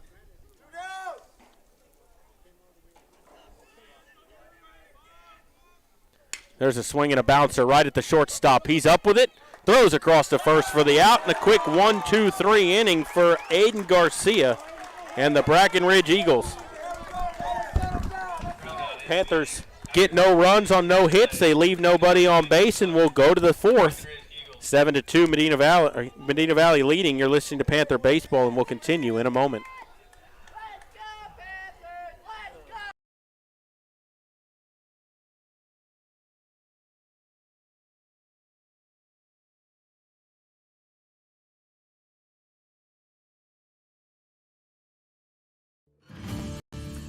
Texas, 268,000 square miles and then some.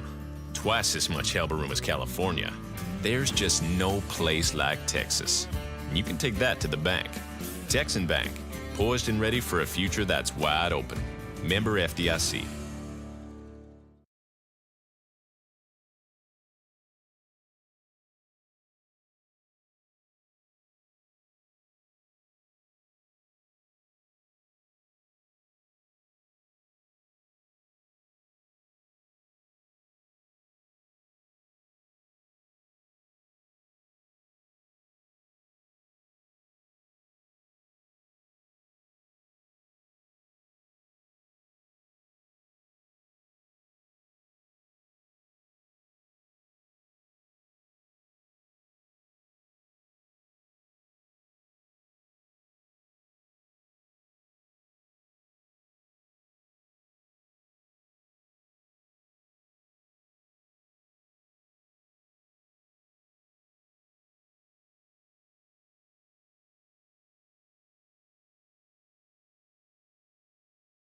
We're back here at Gerald Kemp Field as we go to the 4th inning.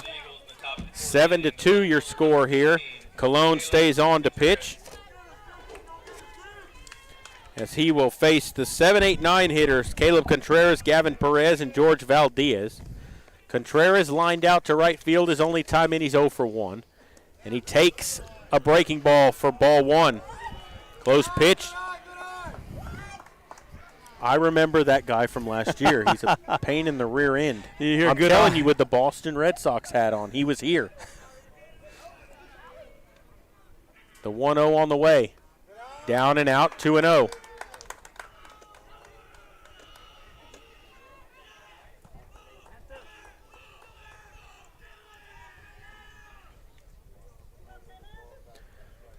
Two balls, no strikes here. There's a ball, and it's 3-0, and all of a sudden the strike zone's decided to shrink.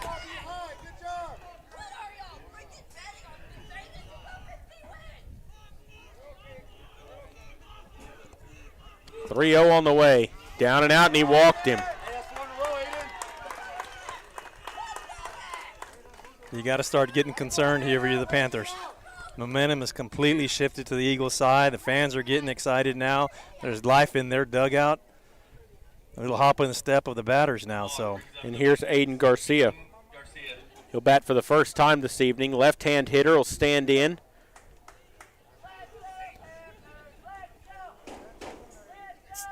He went a straight switch with Gavin Perez, who was in the number 8 spot originally. I'd like to thank everyone tuning in on the way back from San Marcos after the girls' softball game. Panthers down by Georgetown in a one-game series. Ready for the first pitch of the at-bat, and that's through there for a strike, 0-1. It's about time he got a strike called. Good comeback pitch right there.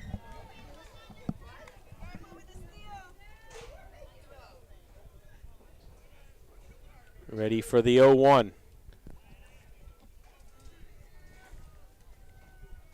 Squares to bunt, bunts it. Front of the plate, good job by Tondre. He'll grab, throw to first for the out. Sacrifice is good. It goes 5-3 for the put out. The runner moves to second, there's one away. Back to that softball team, Jared. The good thing is the Panthers have a lot of talent, a lot of young players on there. Like I think there were 3 starting freshmen tonight. A lot of talent to look forward to next year. Yes, for sure.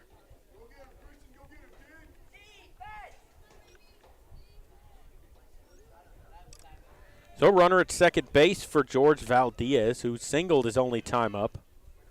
That's way high a ball. Yeah, it's curveball that got away from him.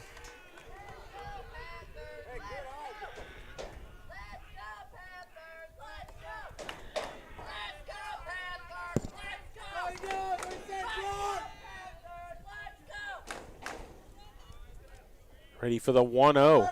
Kicks and brings it. Outside corner called strike 1 and 2, and his strike zone is sporadic. It's all over the place. No, and it's not consistent at all. Ready for the 1-2 now. Or, yeah, it should be 1 and 2. Pitch on the way, swings and fouls it off. Down the third base line, and he'll do it at 1 ball, 2 strikes.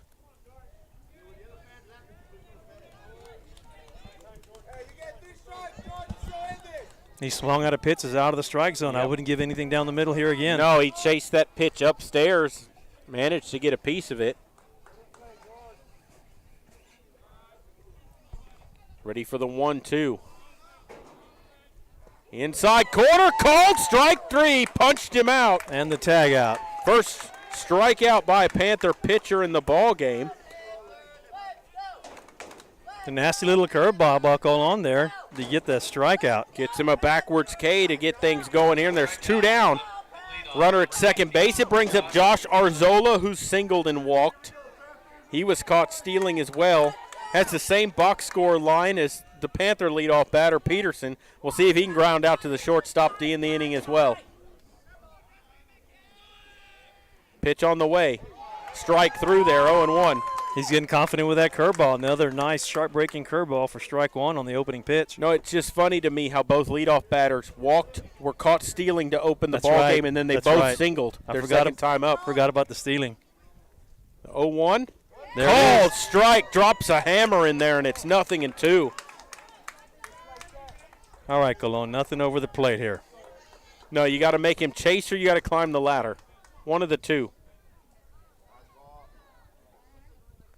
Time asked for by Arzola. He steps out. Again, thanks to all those tuning in after the Panther softball game, listening to the great Maury Stein doing the play-by-play for the last softball game of the year. Calling with Jeff Stivers tonight. 0-2. Ball gets in the dirt, and the runner takes third base. Well, the runner was going. Yeah. He was going as well. I think they had the steal on, and it got away still from Joyce. It was in the dirt a little bit. So I don't understand why you'd steal third base with 2 outs. Because if he catches that ball, he's got a shot at him. And if you make the last out at third, then you just run yourself out of an inning. They need that run. Absolutely. They need every run they can muster right now. Here's the 1-2. Pops him up, foul, back out of play, and we'll do it again at 1-2. Throws one in the dirt and comes out back with the strike. Good job by Colon, staying confident on the mound. Still ahead on the count, 1 ball, 2 strikes. 1 ball and 2 strikes here. Here's the pitch. Curveball. Go. Oh, no. You got to ring him up, and it's 2-2. That was a good pitch. That was a great pitch. As a batter, you got to be swinging. Yeah. How do you not swing at that? He wasn't ready for it. Another nasty curveball by Colon. Ready for another 2-2. Here it comes. Down in the dirt, 3-2. Not a bad pitch. I think that was a planned pitch to be low like that. So a payoff pitch upcoming to their leadoff hitter, Arzola, batting with the runner in third and 2 away. Here's where your defense helps you out. Into the windup. Payoff on the way. Walked him. Smart at bat by Arzola. And that'll bring up Jesse Valdez. He's walked and flown out to center. He's 0 for 1.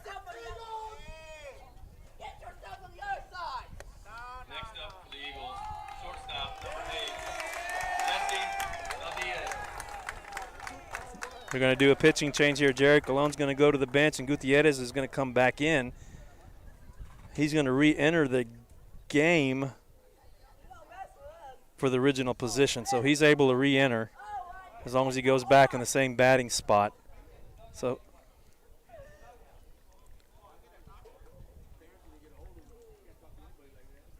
he's going to go to the mound. The Brackenridge coach is not happy at somebody in his dugout. Well, I think he had one of his assistant students out on this side raising some cane and chased them back over to the dugout.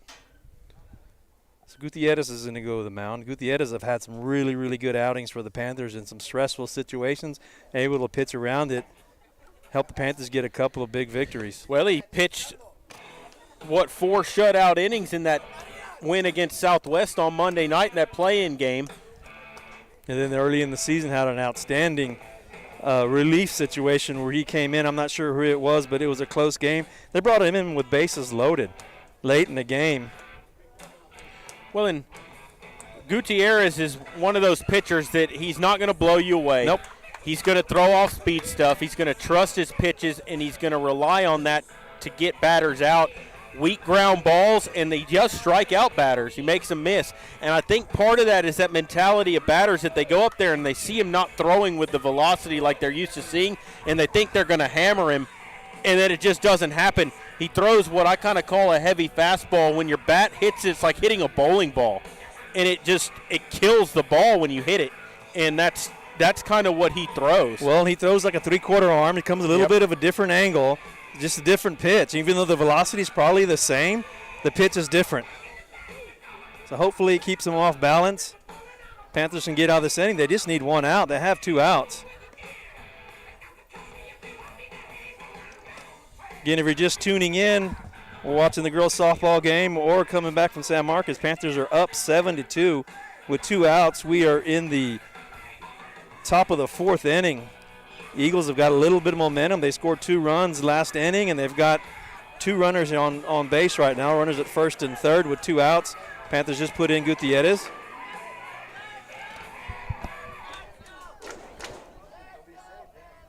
So Gutierrez talking to the home plate umpire a little bit about something. That's not normal. That's not something you usually see. Trying to be nice to get some calls, Jared. Yeah. Or the home plate umpire is telling him, don't question me. Next up for the Eagles, We need to get. But his strike zone is very erratic, and it's been that way both sides. And he's just not consistent. We need to keep an eye on the runner at first, with first and third situation. Panthers need to do a defensive. This is play Jesse here. Valdez. He's walked and flown out to center, and he takes a strike over the outside corner. It's 0-1. Runner at first, not even moving, not even a big lead.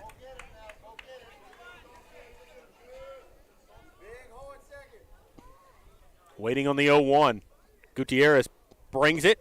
Called strike outside corner again with a nice little breaking ball. Nice thing about Gutierrez, he doesn't lay one across the middle. That one was just right on the paint on the outside corner. Yeah, a little cut fastball that time that got the corner. 0-2. Pitch on the way. Down low, runner goes. Joyce throw down. They got him. Tags him out. Cook stealing to end the inning, and Whit Joyce with that cannon behind the plate cuts down the runner, and Brack runs themselves out of the inning. By 2 steps, Jared. Yeah, not even close. Not even close. Got him by 2 steps. Beautiful throw by Joyce. And that will end the inning as Arizola caught stealing for the second time in the ball game. And they're turned away. They get no runs on no hits, 2 walks mixed in there, and they leave a runner at third base. And so we'll go to the bottom of the 4th. 7-2, Medina Valley leading here in Game 1. You're listening to Panther Baseball, and we'll continue in just a moment. When you put money in our bank, you started a chain reaction. We made an auto loan. A local car dealer sold a car salesman got a commission. His wife bought groceries. The checker at the supermarket got a paycheck. You made that happen. Thanks. Come home to Castroville State Bank. Member FDIC. Visit us online at castrovillestatebank.com.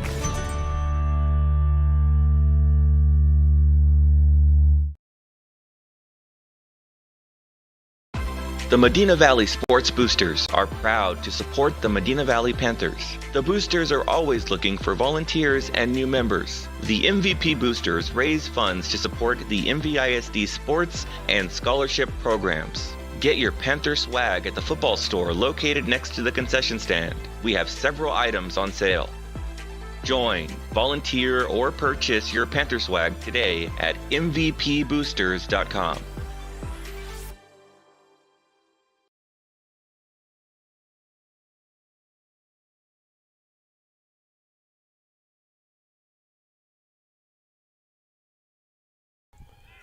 And welcome back here to Gerald Kemp Field as we start the bottom of the 4th inning. First pitch to Pardo is outside for a ball. It's 1-0. Aiden Garcia on to pitch. Got 3 quick outs in the 3rd inning. Pardo rips one into left. Hard hit. It's going to drop and it's going to kick off the left fielder's leg. And Pardo's going to dig for second base, so it's going to be a single and then an E7 on the left fielder that gets Pardo to second. And Pardo sets up shop here for the middle of the Panther order.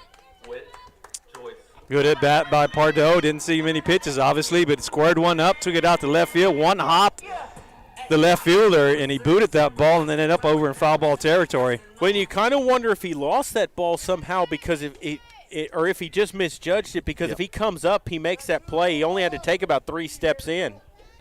He got caught in between, and it's tough to short hop a line drive, and it got away from him, especially in the outfield. Here's Whit Joyce, who's singled, been hit by a pitch. He got an RBI on that. A high breaking ball outside, and it's 1-0. Good opportunity for the Panthers to get back those runs that they let Brackenridge have last inning.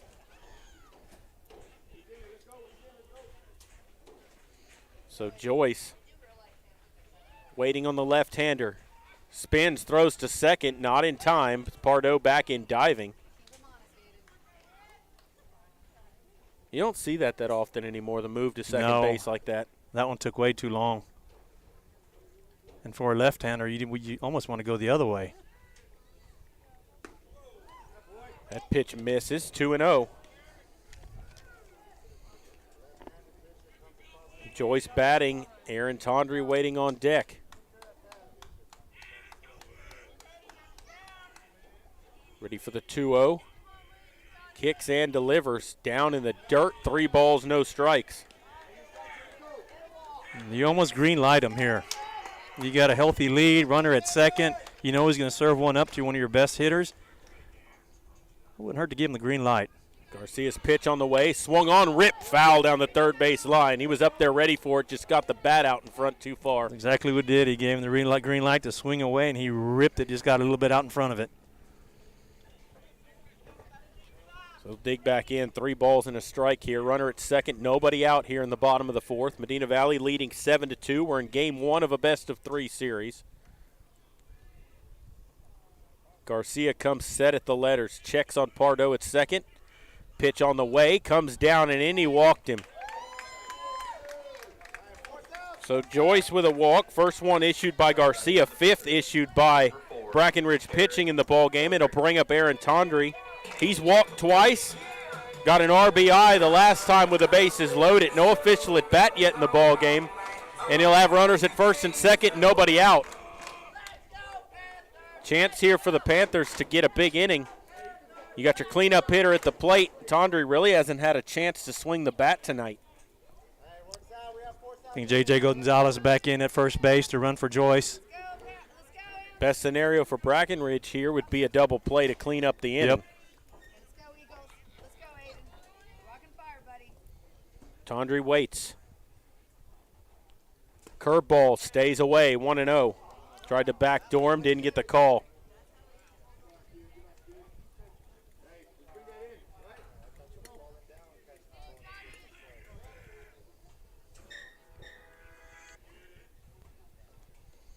Another curveball, that misses down low.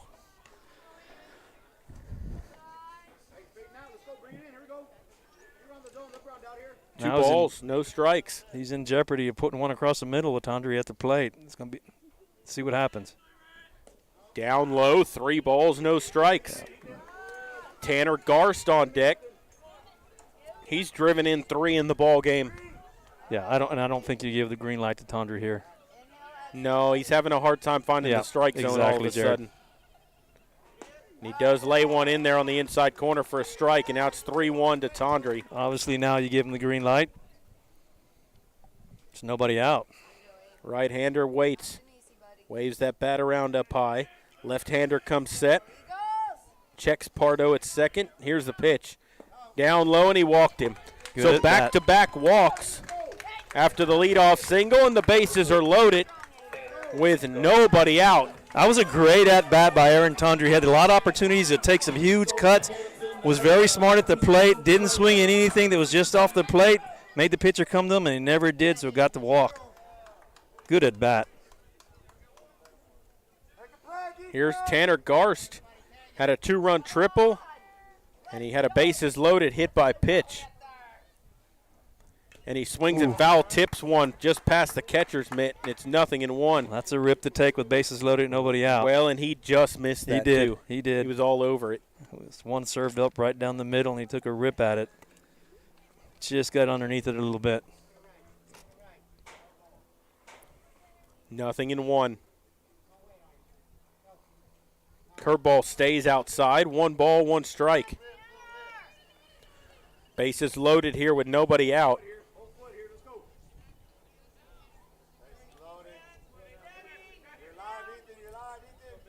Comes set. Garcia's pitch. Swings and hits one high in the air, left center field. Left fielder coming in.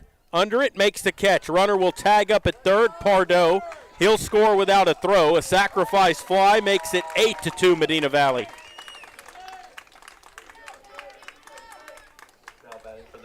Did what he had to do. Get a run in. Get one out to the outfield. Easily sacrifice fly. Pardo had no problem coming in on that. Good out bat by Garst. Having a good night so far. So now there's 1 away.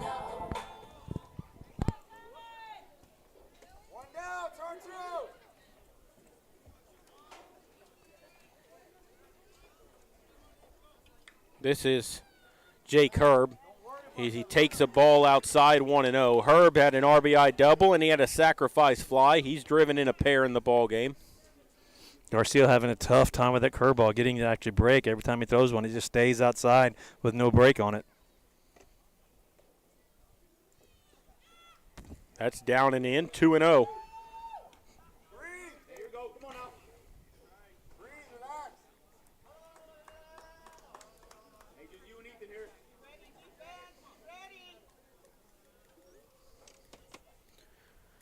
Garcia set again. 2 balls, no strikes. Spins, throw back to second. Almost launched it into center field. The second baseman just saved him an error. Yep. It took full extension to bring that ball out of the air there by the second baseman.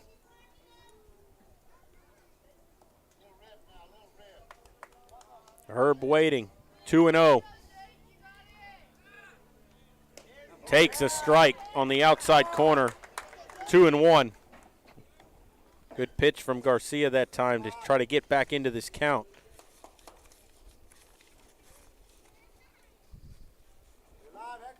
Panther first baseman waiting. Here's the 2-1. Up and out of there. 3 balls and a strike.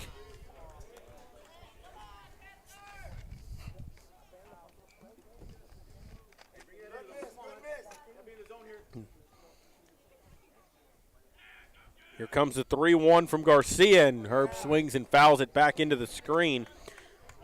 And the count's full, 3-2. Might have swung at ball 4 that time, Dwayne. Yep. A little bit elevated, but it probably looked like a basketball coming down the pipe there. Ready for the 3-2. Payoff pitch upcoming with 1 out. I don't think the runners will be on the move. Pitch on the way.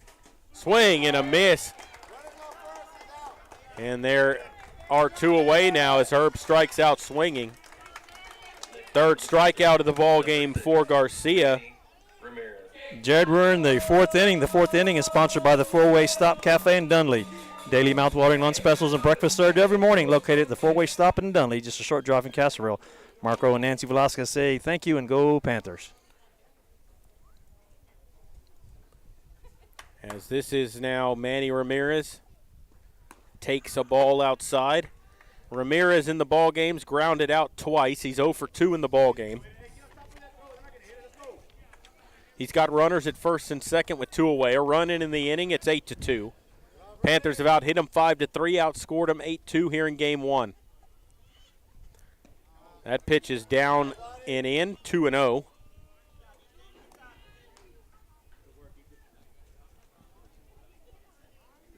Jared, that sun is getting to that point where it's going to be tough on the first baseman. Yep. Just above the tree line. If you're standing on first trying to take a throw from third base, it's going to be trouble. Well, the shortstop, too. Yep. That's where it's a little more trouble. You know, when we start the season, that sun's a little more over to the corner of the outfield out there, and as we get deeper in the year, it kind of moves over, and it makes it even worse. Pitch on the way is down and in, 3-0. And I think it finally cooled off to 95, Jared. Yeah. My watch shows 93. Well, from 99, it actually feels a lot better out here. It does. Ready for the 3-0 pitch. Ramirez waits, kicks, and brings it, and that's up and out of there, and he walked him. 3rd walk issued by Garcia, and coach out of the dugout here. We'll see if he wants to talk or take the ball. Well, bases are loaded. They scored 2 runs, so it's a little bit closer of a game, and now you got to start, like you said earlier, you got to start thinking about pitch count. I mean, if you want to stay in this, you got to start counting your pitches, and that's exactly what he's going to do. He's going to pull someone else off the bench. Garcia will come out. Into the game comes number 7. Number 7 is Rodolfo Nino. Or Nino, I guess you could say Nino. It doesn't have the till mark. Rodolfo Nino.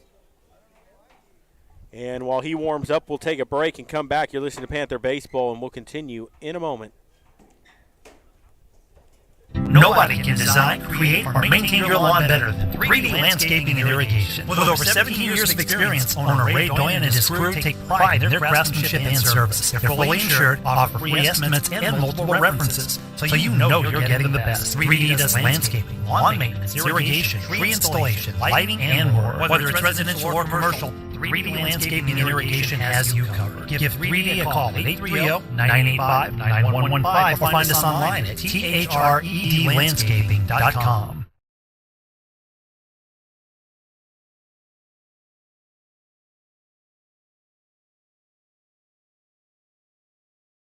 Security State Bank, your financial partner since 1925 with one simple goal, to be the best bank possible to the families and businesses of South Texas. Check out Security State Bank's competitive rates and services from local people you know and trust. Serving South Texas with 7 convenient locations, including 1726 Highway 90 East in Castroville. Call 830-538-9898 or online at securitystbk.com. Equal housing lender, member FDIC. We're back here at Gerald Kemp Field as we are in the bottom of the fourth. Rodolfo Nino comes into the ball game. An 8-2 ball game. Their bases are loaded, 2 down. He'll face Christian Colon. It's Gutierrez That's again. actually Gutierrez back in there. He came back in, Yep. so this is Gutierrez back in the game. And he's 0 for 1. He popped out to first his only time in. He takes a strike, and it's 0-1.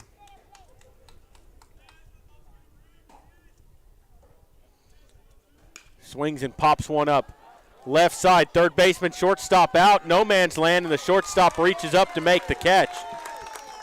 And the side has been retired, but the Panthers do get 1 run on 1 hit.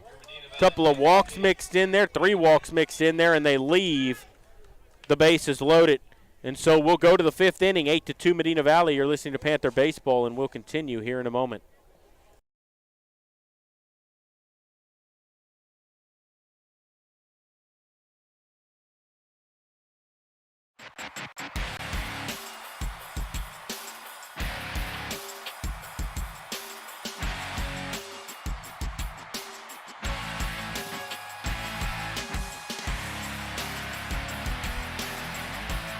The best football teams in Texas collide inside AT&T Stadium, all battling to be crowned champions. Get your tickets now for the UIL State Championships. Be a part of this Texas tradition. Log on to SeatGeek.com. Why buy a used car when you can buy a new car for less at North Park Chevrolet, San Antonio's highest-rated Chevrolet dealer? Get low posted pricing on the 2021 Equinox, posted at $19,999. The 2021 Traverse, posted at $28,999. The 2021 Silverado, posted at $30,999. Or get $17,000 off the all-electric Bolt. Experience Chevrolet, the North Parkway, 10 minutes outside Loop 410 in Castroville, or at npchevy.com.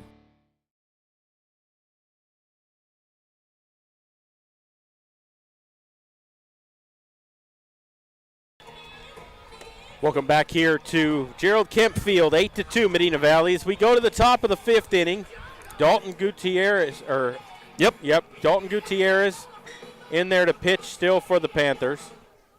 Panthers need to, as long as he's throwing strikes, Jared, they need to ride him as long as they can. Yep. Leading off for the Eagles in the top of the 5th. It'll be Jesse Valdez, Ricardo Cardenas, and Christian Rodriguez, the 2, 3, 4 hitters for Brackenridge here.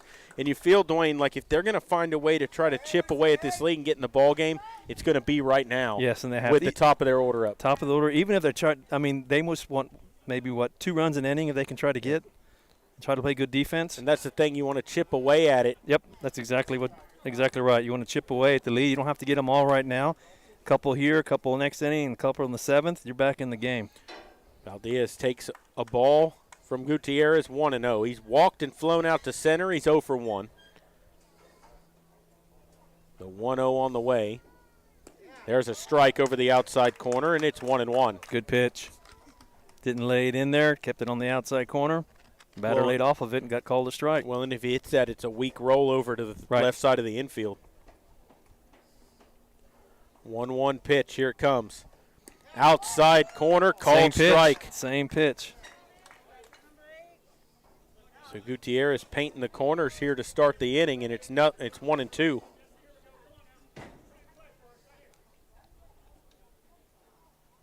Kicks and delivers. Swings and bounces one up the middle. Pardo will play it. Fires to first for the out. There's one away. 6-3 for the put out. Great play by Pardo. Brings up number 14, the right fielder. That'll bring up Ricardo Cardenas. He's walked and had a 2-run single. Drove in both of their runs. He's 1 for 1. He'll bat here with nobody on, one down in the fifth.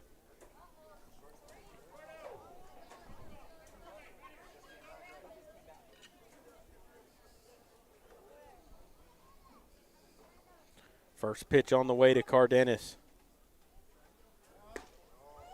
Just missed. 1-0. Curveball just may have stayed inside. Yeah, it looked good from our angle. Well, and Cardenas gave up on that, and the ball almost broke back over the plate.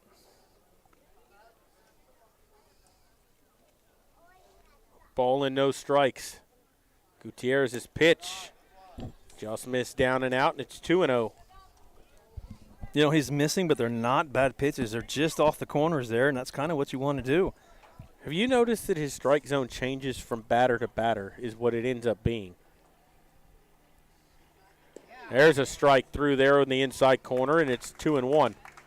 So that pitch that just got called a ball before that, he threw that same pitch twice to Valdez and got it called a strike. Yeah. That's the baffling part. Here's the 2-1. Swings and bounces or fouls it back to the screen, 2-2. Got a curveball to hit that time, and he just couldn't get on top of it. Yeah, that was a little bit of a hanging curveball. Not a whole lot of break to it. Let's see what he comes back with here, a 2-2 pitch. And as a hitter, those are the ones where your eyes light up. 2-2 on the way.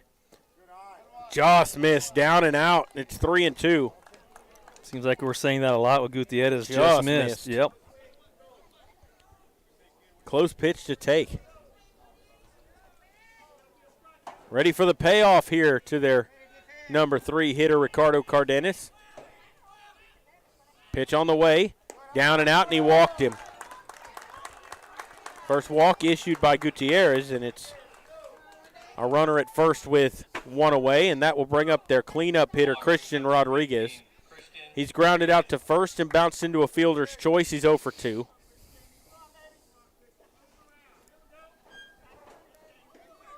Let's see how they try to move him around, either by bunting or stealing him.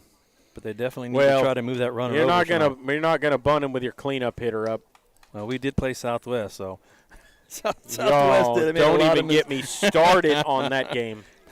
That pitch was in there for a strike. There was a lot of stuff went on in that game that was questionable. 0-1. Down in the dirt, 1-1.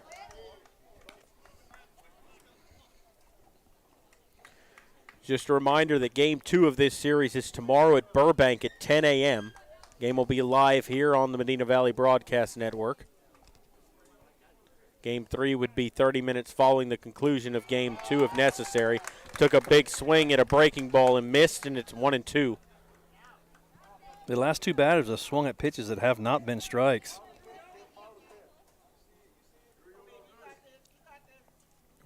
Ready for the 1-2. Gutierrez checks the runner at first and comes set. Pitch on the way. Swings and lines one into right. That's a base hit. As Cardenas will stop at second. A walk and a single with one out. There's runners at first and second. And, you know, he got that pitch in on the hands, and Rodriguez just fisted it off and managed to hit it between first and second. Got a little Texas League single right there, and it's first and second with one out. And this is going to be a different hitter here. We're going to get a pinch hitter for Arturo Parra. Let's see if we can get a number on him. I think it's 17.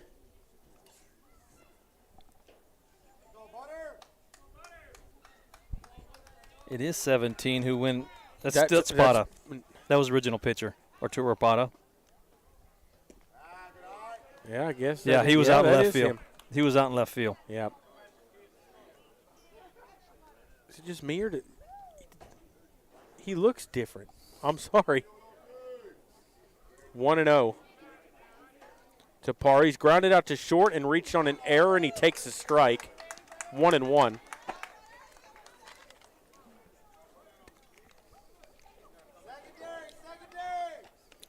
Didn't he have long hair? That was the second pitcher. Something's different there, and that's down low, a ball, 2-1. People probably think I'm crazy at home. 2 balls and a strike from Gutierrez to Parra. First and second here, 1 out. Big moment in the game here for Medina Valley. There's a bouncer third. Tondre will grab it. He's going to go to the bag to get the force out in the lead runner. It'll be a fielder's choice, 5 unassisted for the put out. The runners are still at first and second, but now with 2 away. Good job by Tondre. Found a ground ball to third base. The runners at first and second have the presence of mind to check the runner coming up at second. Knew he can beat him over to the bag and did to get the force out and the lead runner. Well, and the thing is, the ball was hit too slow to try to get the double play. Right. So his option was either first base or get the lead runner. Well, you get the lead runner every time if you can. And that'll bring up Hector Quiroga, and he takes a strike from a curve ball, and it's 0-1. Quiroga in the ball game popped out to short, and he's bounced into a fielder's choice. He's 0 for 2. He's got runners at first and second with 2 away.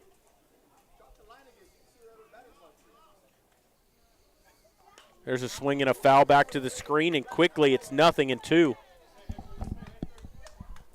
Yeah, nothing across the middle here. 0-2 count with 2 outs. See if you can get him to chase one here. Get out of the inning without him swinging. Or making contact, rather.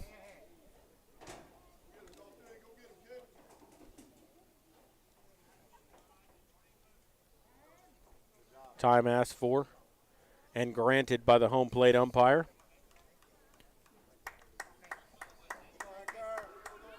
Quiroga will dig back in. 0-2. Gutierrez set, checks on the runner at second. Here's the 0-2. Swings and fouls it out of play right side, and will do it again at 0-2. Good job by Quiroga to stay in this at bat, fouling off some pitches. Well, you know, Dwayne, if they could just get that big hit here and get some runs across, you feel like this game could swing back the other way. Yep. That's why this is a big at bat here.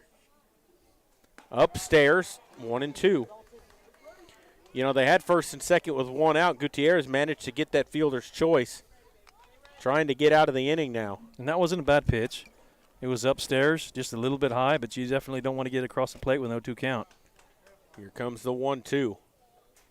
Swings and lines one into right center, and that's going to get down.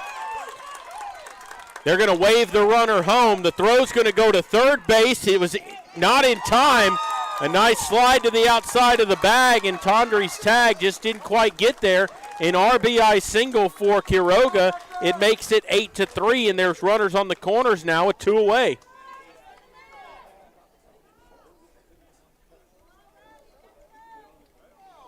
No reason to panic here. You have 2 outs. You just got to get an out somewhere. You have force out at first or second. Not really worried about that runner at third right now with 2 outs. That'll bring up Caleb Contreras. He's lined out to right and walked. Brackenridge not wanting to go away. Gutierrez ready. Pitch on the way. Is swung on and fisted to right field. That's going to get down for a hit. A run will score, and the ball bounces by the right fielder. They're going to wave the runner home. Here comes the throw. It's offline. Bounced it to Joyce, who couldn't control it. 2-run score. So it's going to go as an RBI single and then an error to score the run. He's not going to get 2 RBIs out of it, but they score twice, and it's 8-5. That ball was sliced out to right field. We knew it was going to be a base hit, but when it hit the ground, it took a sideways spin from all the spin on the ball and got away from Ramirez and allowed the other runner to come in. An E9, another error for the Panthers that allows that second run to score, because otherwise they're getting 1 run and you're going to have runners on the corners. Instead, there's runners at second. There's a runner at second. 2 runs are in, and the tying run's the on-deck circle here in the 5th inning. You had a 7-0 lead in this ball game. Yes, you did. Now you got to try to protect a 3-run lead here. I said earlier this is a huge inning, yes, and here we go. With a lot of time left in the game. This is Gavin Perez, or is Aiden Garcia. Is it Garcia? And there's a line drive into left. That's down for a base hit. Stop sign at third. Runners on the corners.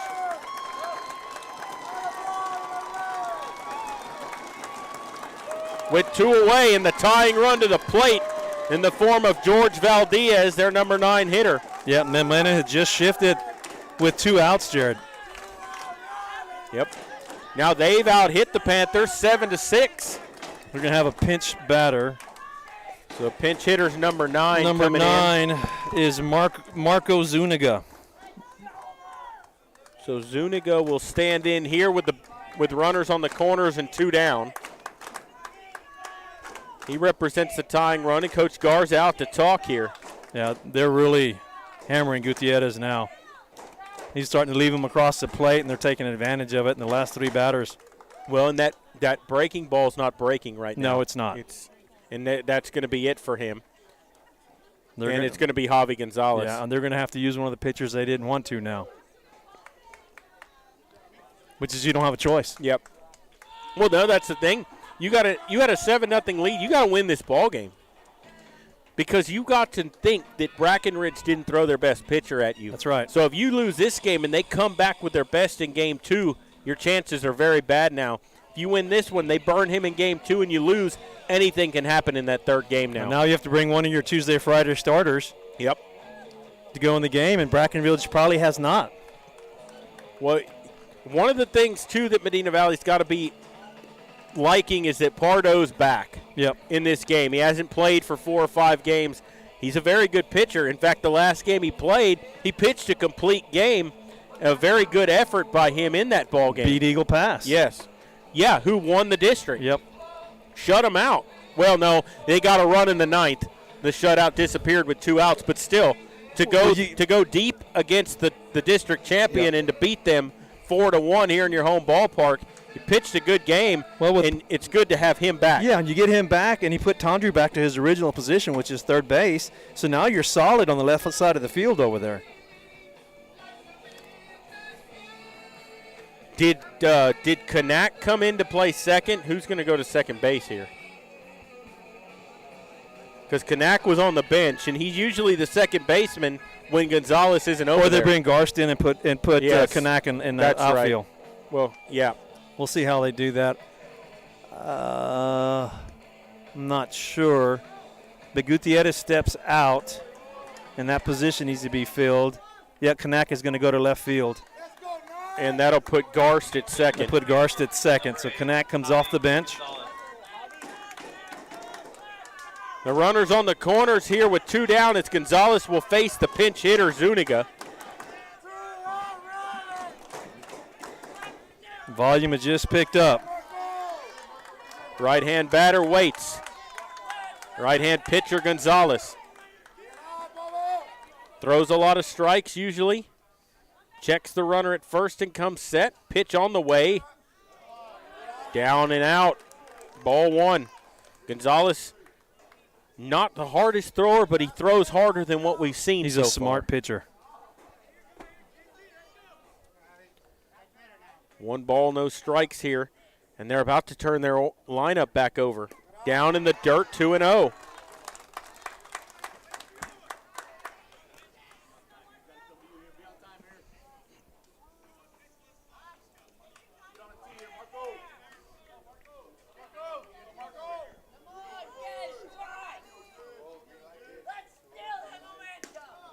And that pitch misses, and it's 3-0. So you're a pitch away from walking the bases loaded here. Yeah, but you do have a base open, and with 2 outs, hopefully you can force a ground ball if that happens. 3-0 on the way. There's one through there on the outside corner, 3-1. I don't know, if you're Gonzalez, you got to sit this guy down because they got the top of their order on deck who's 1 for 1 with 2 walks. And then you put the tying run at first. You got to get the number 9 batter out.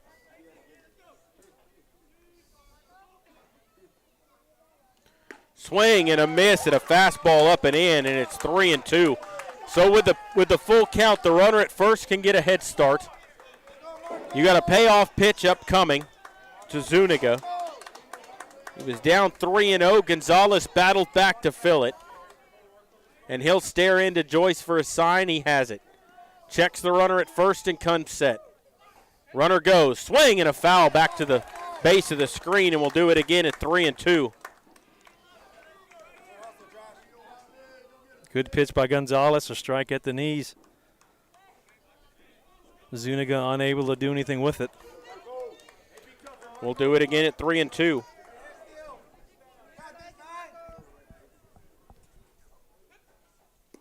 Curveball. Where was that? Just missed. And he walked him. And the bases are loaded. Good at bat by Zuniga. Load the bases up. Now it does, like you said, Jared. Gets the Eagles back to the top of the order.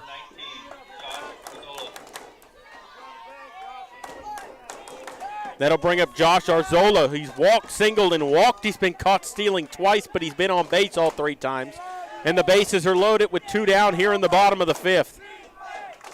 Swings and fouls one right back to the screen in front of my face here, and it's 0-1.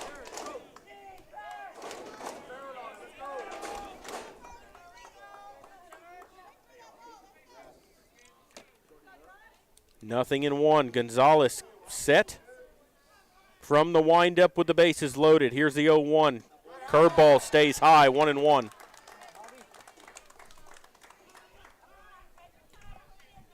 Force out anywhere. Bases loaded with 2 down. Pitch on the way. Thought about it, laid off a pitch down and in. It's 2-1.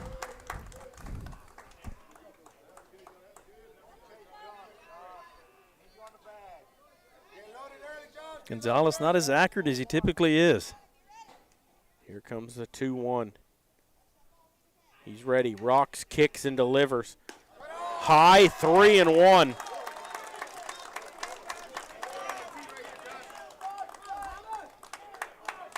A ball away from putting the go-ahead run aboard. Takes a deep breath, ready for the 3-1. Here it comes. Good pitch. Right down the middle, and it's 3-2. I can't believe that Arzola took that. I know, I was right down the middle. So the count full, the runners can get a head start with the bases loaded, 2 down. To their leadoff hitter. Ready for the payoff. Gonzalez from the windup. Kicks and brings it. Swings and bounces one to short. Pardo up with it. He'll have to go to first. Dug out of the dirt by Herb on the other end, and the side's been retired. 6-4 for the putout. A big out for the Panthers. And Brackenridge leaves the tying run at first. They leave the bases loaded. They did put up a 3 spot in the inning to make it 8-5, but the Panthers keep that 8-5 lead. We'll go to the bottom of the 5th, 8-5 Medina Valley. You're listening to Panther Baseball, and we will continue in just a moment.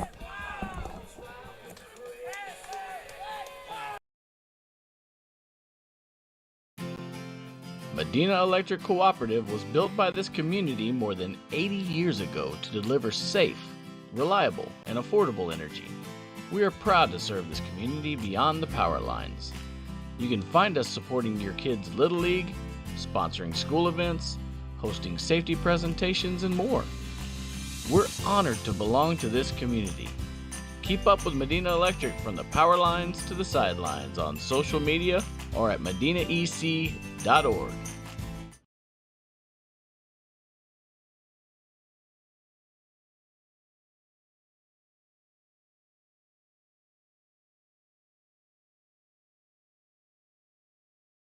Peerless Equipment, your South Texas irrigation experts. Peerless Equipment specializes in sales and service of irrigation equipment to the agricultural and wildlife industries. This includes hose reels, big guns, pivot systems, underground pipelines, turbine well pumps, booster pumps, motors, valves, and an inventory of much more. Stop by one of their locations in Hondo and Pearsall, or give them a call at 210-434-7867. Peerless Equipment, bringing water to you.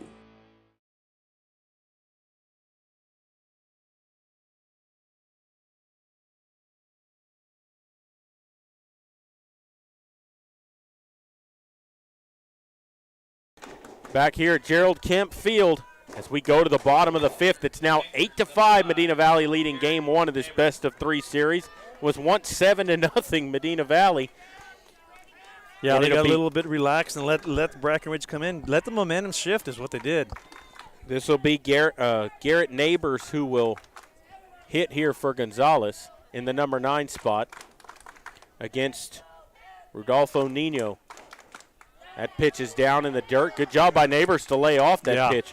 That pitch started out like looking like a meatball coming down there, but it broke straight down. And just fell off the planted. I don't know if that's a split finger fastball or what it is, but it just falls off the table. There's a strike on the inside corner, and it's 1-1.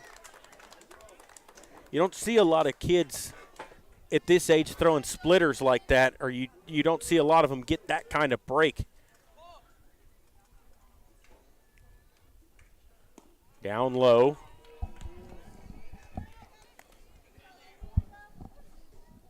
They got bat by Neighbors. Would be nice for the Panthers to get another leadoff runner on. Need to get back some of those runs they gave up. Neighbors takes the 2-1 low, and it's 3 balls and a strike.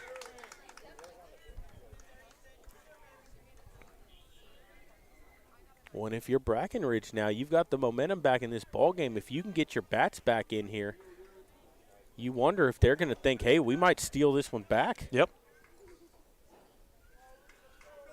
3-1. Swings and bounces it to third. Third baseman plays it on 2 hops, fires to first. Pulls the first baseman off, but he tags Neighbors on the way by for the out. And there is one away here in the bottom of the 5th. Neighbors got the pitch to hit. Just wasn't hit very hard at third base. Third base feels it cleanly and makes a strong throw over to first base to get the out. That'll bring up Bobby Peterson. 1 for 2. Walk, singled, grounded out to short. Nobody on, 1 out here. Top of the order for the Panthers. Peterson, right-handed hitter against Nino. Here's the pitch. Swings and pops one up right side of the infield. Second baseman waits for it. At the edge of the infield, or outfield grass, makes the catch. And there's quickly 2 away. Yep. Exactly what wanted to happen if you're Brackenridge. Get quick outs, get yourself back in the up to bat. That'll bring up Pardo. 1 for 3. Lined out, reached on an error and singled. Nobody on, 2 down. Swings and pops it up left side. Foul territory, third baseman giving chase, and he's not going to get there. It drops foul, and it's 0-1. Good effort that time at third base. Absolutely.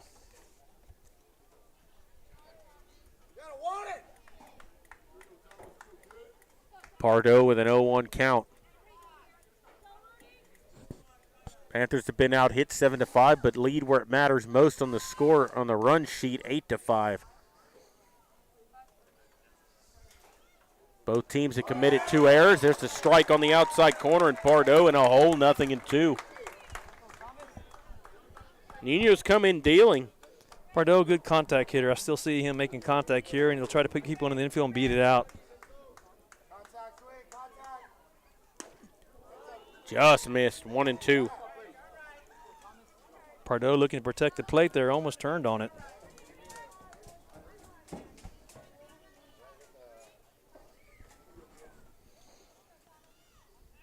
Here comes the 1-2 to Pardo. Tried to throw him a changeup, and he kind of short-armed it a little bit, bounced it up there, and it's 2-2. 3 foot short of the plate. When you could tell, he slowed his arm action down right there. The only way that that pitch is going to be effective is if you use the same arm action as your fastball. 2-2 on the way. Down in the dirt, 3-2. Did it again, left that one about 3 foot short. Well, then Pardo is down in the count, 0-2. He's battled back to fill it here with 2 down. Whit Joyce waiting on deck for the Panthers. Pardo, a smart batter. He'll know what to do here with a 3-2 count. If it is a strike, he'll hit one to the right side and try to beat it out. It's got a lot of speed, gets a lot of infield base hits. Ready for a 3-2. Pardo digs back in, the right-hander. Nino ready. Works on the first base side of the rubber. Into the windup, here it comes. Swings and lines one, past the third baseman into left field for a base hit. Good at bat by Pardo. Base hit, just hit it right past the attempting third baseman there. Got it through the infield. Able to get on base. It breaks a little bit of the momentum by Brackenridge, you know. Getting all those runs and then getting 2 quick outs. It's exactly what the Panthers needed to get base hit.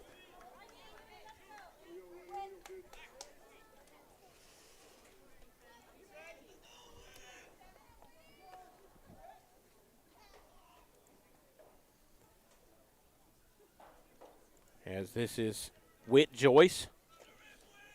1 for 1 in the ball game. Bounces it to the backstop, and Pardo will move to second base on the wild pitch.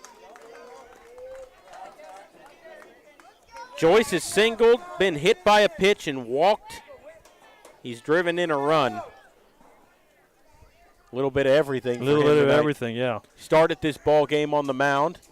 He's thrown out a runner from behind the plate.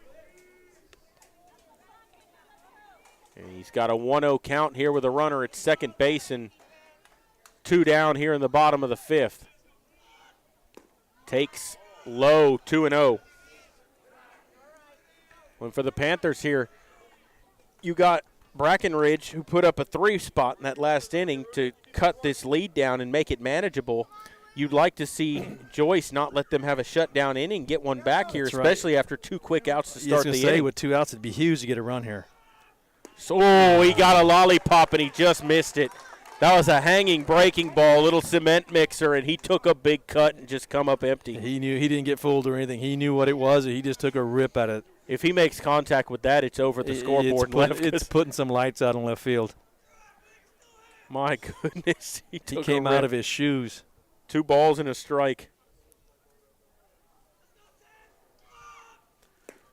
He got another one. He missed it, and it's 2-2.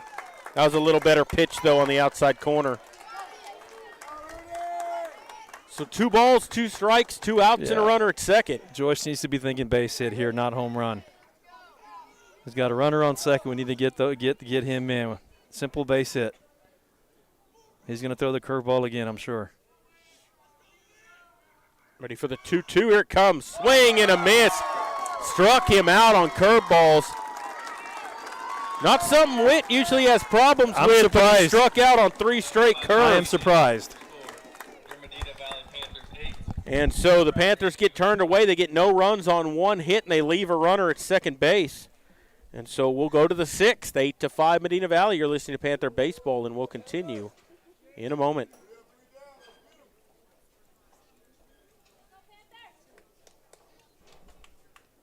Are you ready for a vacation? Tanya with Travel by Design can help you with all your vacation destination needs. At no cost to you, she can plan all of the details tailored to your unique wants and needs. So all you have to do is enjoy your vacation. Tanya is a certified expert with Disney, Universal Orlando, and California, Sandals, and all cruise lines. Give Tanya a call at 830-931-4834 or visit her Facebook page, Tanya with Travel by Design, for all the latest specials and must-do vacations.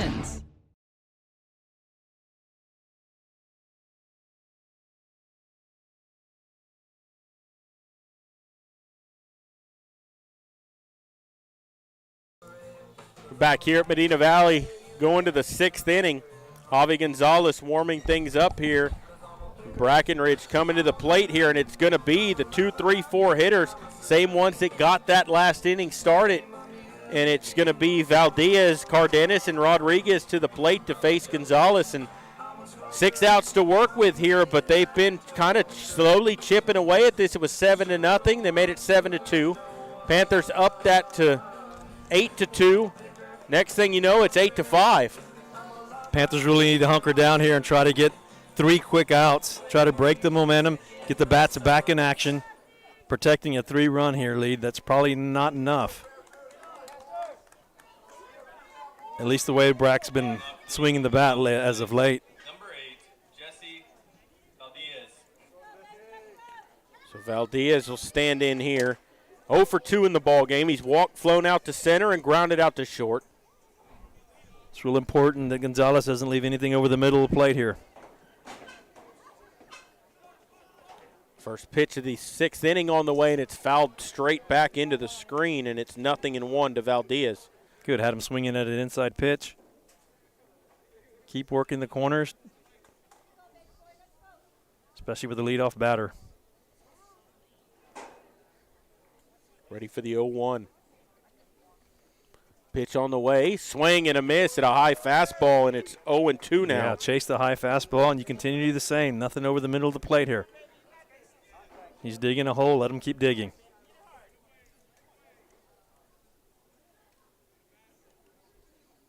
Oh, 2, just down and out. Ooh, just off the plate. 1 ball, 2 strikes.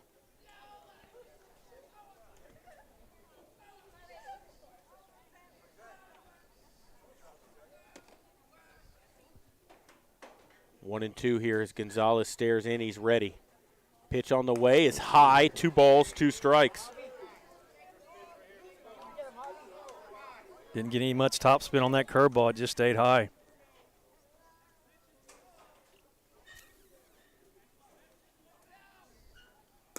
Next pitch is high and outside. Missed again, high and outside. 3 balls and 2 strikes.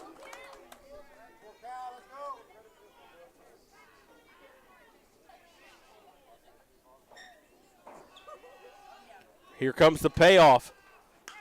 Fist one out towards center. Shortstop out, Peterson in. That's going to drop in for a base hit. So a leadoff single out in no man's land. That's exactly where that ball is hit, Jared. Like you said, off the fist, landed in no man's land between shortstop and center field. Peterson started to come in hard, but he knew he wasn't going to get to it, so he had to back up and let it drop. And that'll bring up Cardenas, who's 1 for 1. He's walked, singled, and walked again. He's driven in a pair of runs in the ball game, and they're tying runs on the on-deck circle in the form of their cleanup hitter right now. Leadoff batter gets on. Nobody Nobody out. Well, and they need another base runner. If you're the Panthers, you just need to worry about getting outs right now. Keep that tying run in the on-deck circle. Misses high, ball 1. One, the thing is, you got Gonzalez in here. He still needs to get 6 outs. You've burned 4 pitchers in this ball game, and you got at least 1 game tomorrow. So what do? You throw the sink at him here to finish this game? There's a swing and a miss. Yes. It's 1-1. Yes, you do. You had a 7-0 lead. You've got to win this game. You cannot give this game away. You've got to do whatever you can to win now. You worry about tomorrow. Good pitch. Called strike with a curveball, and it's 1-1. Or 0-2, rather, on Cardenas. Gonzalez stares in now to Joyce. Checks the runner and comes set. Curveball misses down and out, 1-2. Good pitch, tried to get him to bite. Good eye by Cardenas. Just off the plate. It was a good take and a good pitch. It's 2 balls and 2 strikes is the count, actually. The board's wrong. 2-2 on the way. Swings and fouls it back, and we'll do it again at 2 balls and 2 strikes.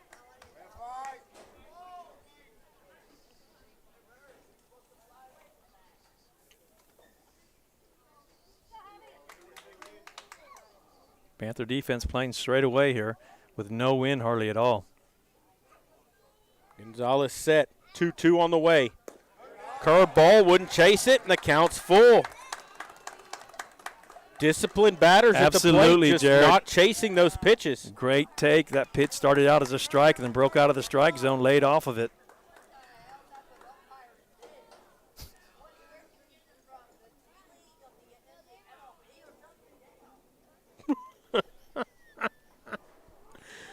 All sorry. types. Sometimes all types listening to the fans. Yeah, we have makes all you types. chuckle. Well, glad to see that they're all in it. It's an important game. Both sides bickering and cheering. And you know, the outfield full of cars again. Everyone watching on their vehicles out Absolutely. there around the outside. I know there's a lot of Brackenridge people watching this on YouTube here, and that's a tradition here at Medina Valley that a lot of people sit around the outfield on the back end of their vehicle. And there's a strike 3 called from Gonzalez to Cardenas, and a huge strikeout. He froze him with a fastball that time. He was looking breaking ball, and he didn't get it. Well, he was expecting something right down the middle too, Jared. Now he didn't get it. He got something on the edge and got called strike 3. Good pitch by Gonzalez. Yeah, huge strikeout by Gonzalez. Now there's 1 away, and it'll bring up Christian Rodriguez. He's 1 for 3. He's grounded out, reached on a fielder's choice, and he singled his last time up. And he took a big rip at a breaking ball, came up empty. Big swing and a miss. Gonzalez now throwing with confidence. Lead starts out with a curveball and gets the strike. That's a version of that doesn't have a lot of break on it. It's just got a little wrinkle in it, enough to throw the batter off. 0-1. Down low, a ball and a strike.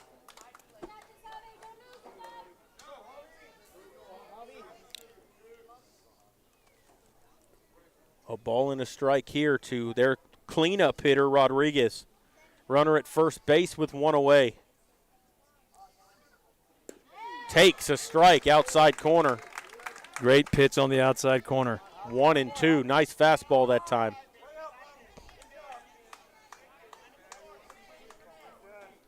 Gonzalez ready to go.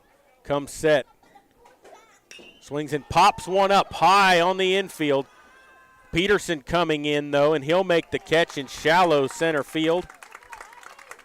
Good pitch by Gonzalez to get him to pop up to get the out. And there's 2 away now in the inning. Gonzalez feeling it now, throwing a lot of pitches for strike. His breaking pitches are coming across for strikes. When he's trying to throw his fastball, it paints the corners. Now he's throwing with a lot of confidence they didn't have earlier. That'll bring up Arturo Parra. He's grounded out, reached on an error, and bounced into a fielder's choice. 0 for 3 officially in the ball game. Runner at first base with 2 away. Number 5 hitter in the order. Takes high a ball, a curveball that didn't come down, and it's 1 ball, no strikes.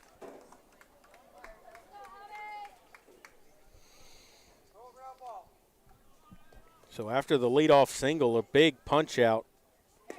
Good pitch. And then a fly out to center, and now a 1 ball, 2 strike count. Yeah, another good pitch, Jared. It wasn't right down the middle, stayed on a corner, not giving him anything to hit.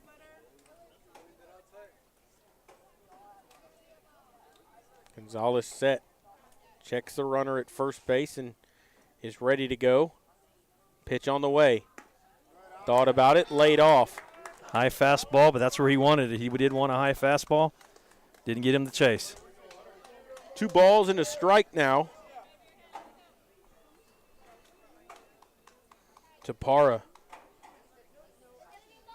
Swing and a miss at a high fastball. 2 balls, 2 strikes. Swung right through it. Nice pitch by Gonzalez that time.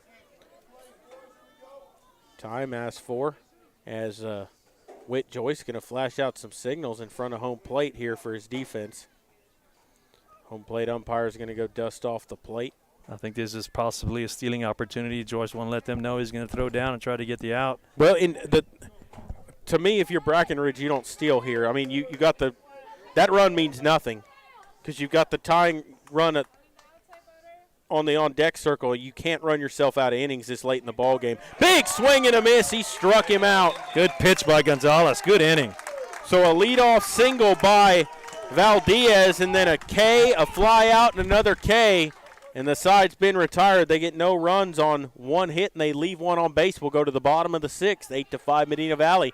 You're listening to Panther Baseball, and we'll continue in a moment.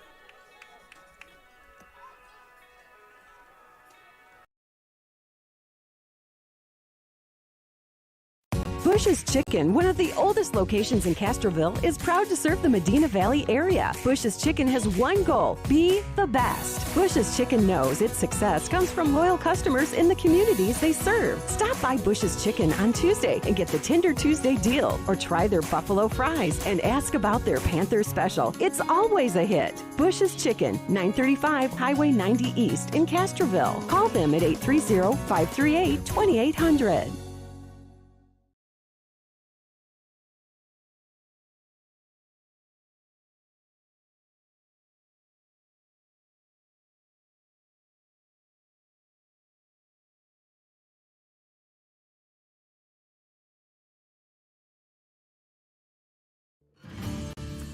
Texas, 268,000 square miles and then some.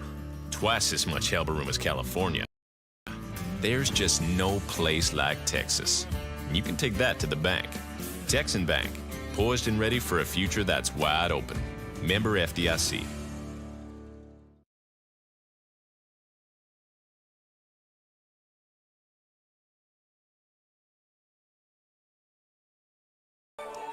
Back here at Gerald Kemp Field, Aaron Tondry, Tanner Garst, Jake Herb due up. 4, 5, 6 hitters, hard of the order to face Rudolfo Nino,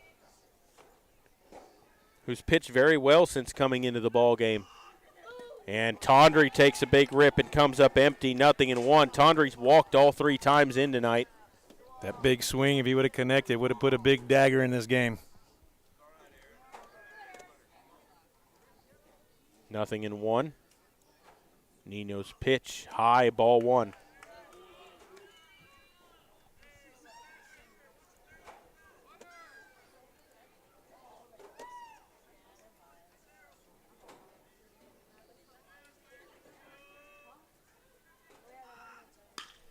There's a swing and a high fly ball left center field. Center fielder over to his right, makes the catch. Tondre hit it pretty well, but the center fielder was able to get over and make the catch for the out, and there's one away. Yeah, that ball was a line drive that made it all the way to the warning track. Good swing by Tondre. Just hit it in the wrong spot.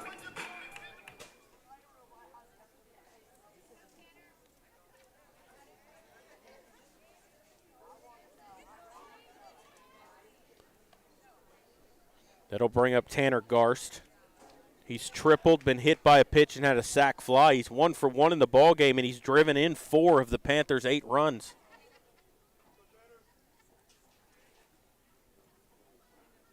First pitch from Nino is hit on the ground to short. Shortstop up with it, fires across to first for the out, and there's 2 away. So 2 quick outs, and it'll bring up Jake Herb.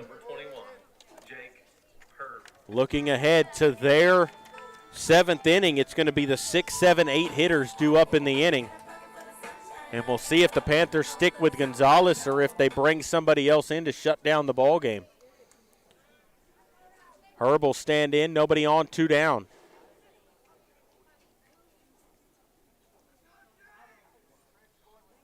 Nino ready, here's the pitch. Swing and a miss at a nice breaking ball, 0-1.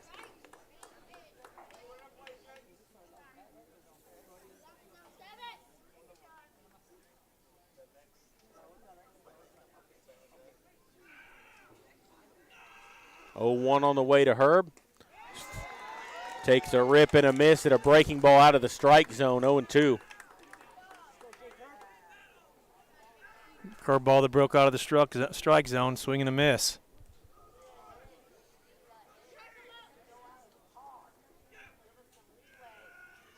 Oh, 2. Swing and a miss, blew him away with a fastball. Another strikeout for Nino, and it's 1-2-3 inning for the Panthers, and we'll go to the 7th. 3 outs to take game 1. Brackenridge trying to complete a comeback here. They trail 8-5. You're listening to Panther Baseball, and we'll continue here in just a moment.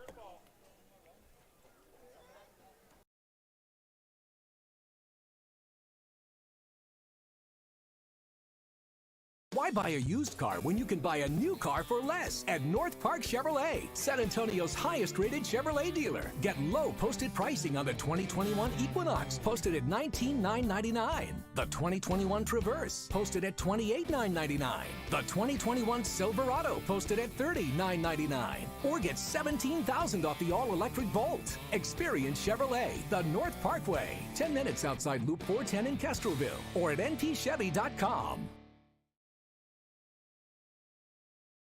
Bush's Chicken, one of the oldest locations in Castroville, is proud to serve the Medina Valley area. Bush's Chicken has one goal: be the best. Bush's Chicken knows its success comes from loyal customers in the communities they serve. Stop by Bush's Chicken on Tuesday and get the Tender Tuesday deal, or try their buffalo fries and ask about their Panther special. It's always a hit. Bush's Chicken, 935 Highway 90 East in Castroville. Call them at 830-538-2800.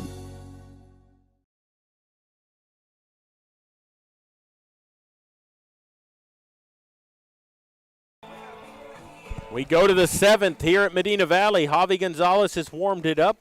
Joyce's throw's gone down to second. They pegged it around the infield, and we're ready to go. Hector Quiroga will stand in. Popped out to short, reached on a fielder's choice, had an RBI single. He's 1 for 3. He'll lead off here for Brack in the 7th inning. Got to find any way to get on base if you're the Eagles right now.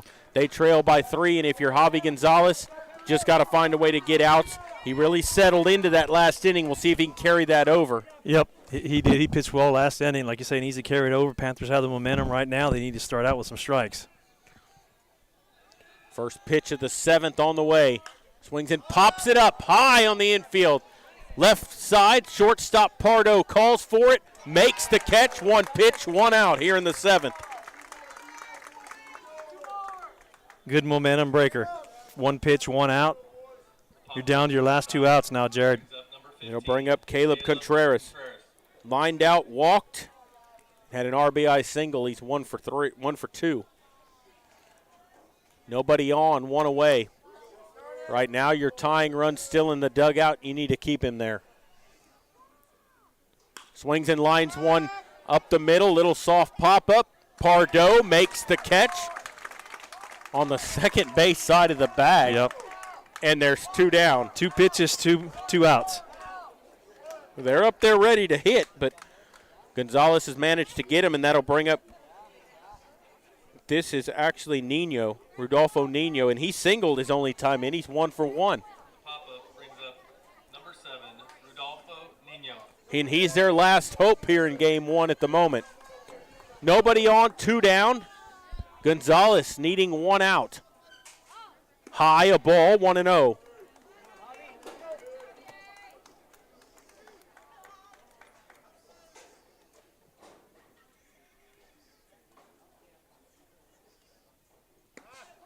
That's down low. 2 balls, no strikes here in the 7th inning. Low and inside. You have 2 outs. No need to get fancy here. Throw him a strike. Let's play some defense. 8-5 is your score. Nobody on, 2 down. Tying run in the dugout for the Eagles, and Gonzalez trying to finish off this ball game. Here's the 2-0. Lined foul Just up the foul. third base line, and it's 2-1. Almost took out the umpire down the third base line. Yeah, he made a nice little acrobatic move. Nice little dance there. Oh, now he's doing some stretches down there at third, showing off a little. Like, Well, I think did that. He pulled a hammy is what he did. 2 balls and a strike here to Nino. Gonzalez ready. Gets his sign from Joyce. Here's the 2-1. In there for a strike. 2 balls, 2 strikes. A fastball right down Broadway. I don't know how you lay off that pitch. That was exactly what you wanted. Brackenridge down to their last strike, last out. 2 balls, 2 strikes, and 2 away. Nobody on. Here's the pitch. Swinging a line drive foul up the third base line, and we'll do it again at 2 balls and 2 strikes.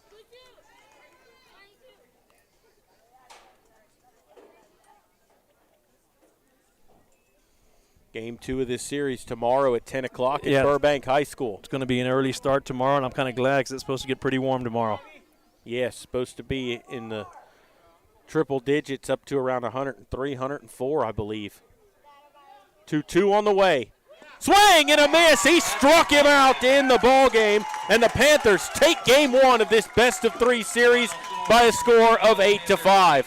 And what a game, Dwayne. It had a little bit of everything, ups and downs, roller coasters, but the Panthers managed to get that lead early and hang on for an 8-5 Absolutely, win. Jared. They gave up the momentum, and they fought through it, got it back to take the win, a big win.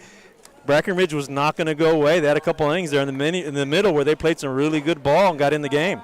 Yeah, and, Medina Valley jumped out to a 7-0 lead in this game, and you're sitting here going, oh, my goodness, they could 10-run rule this in 5 innings.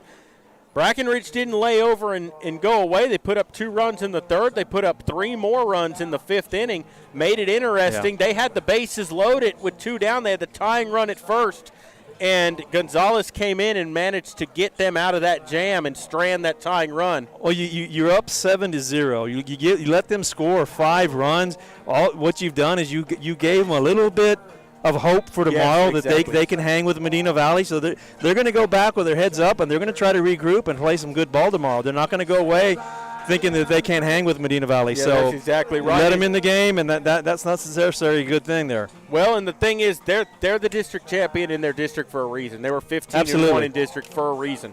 And I think that they came in here. I don't think they threw their best pitcher. I think that they came in here thinking we might steal a game here with,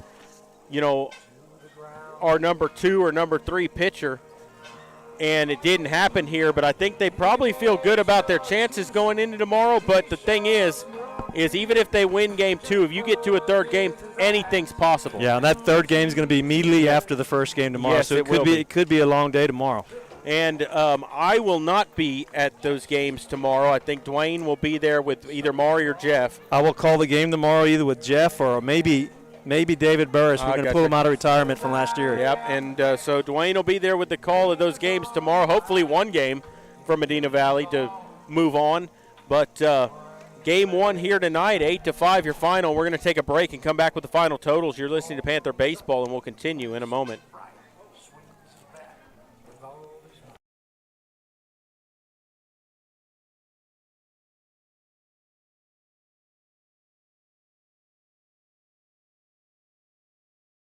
Are you ready for a vacation? Tanya with Travel by Design can help you with all your vacation destination needs. At no cost to you, she can plan all of the details tailored to your unique wants and needs. So all you have to do is enjoy your vacation. Tanya is a certified expert with Disney, Universal Orlando, and California, Sandals, and all cruise lines. Give Tanya a call at 830-931-4834 or visit her Facebook page, Tanya with Travel by Design, for all the latest specials and must-do vacations. Peerless Equipment, your South Texas irrigation experts. Peerless Equipment specializes in sales and service of irrigation equipment to the agricultural and wildlife industries. This includes hose reels, big guns, pivot systems, underground pipelines, turbine well pumps, booster pumps, motors, valves, and an inventory of much more. Stop by one of their locations in Hondo and Pearsall or give them a call at 210-434-7867. Peerless Equipment, bringing water to you.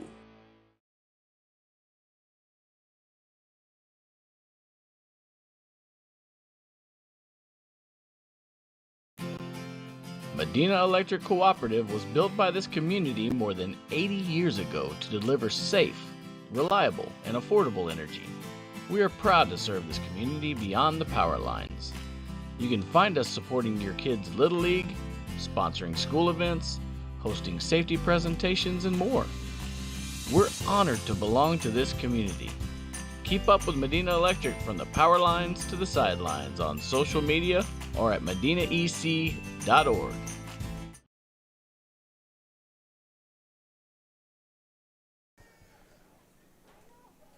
Welcome back here to Gerald Kemp Field. Game 1 of this best-of-3 series goes to the Medina Valley Panthers by a score of 8-5. The number 4 seed out of the district defeats the number 1 seed in the first game.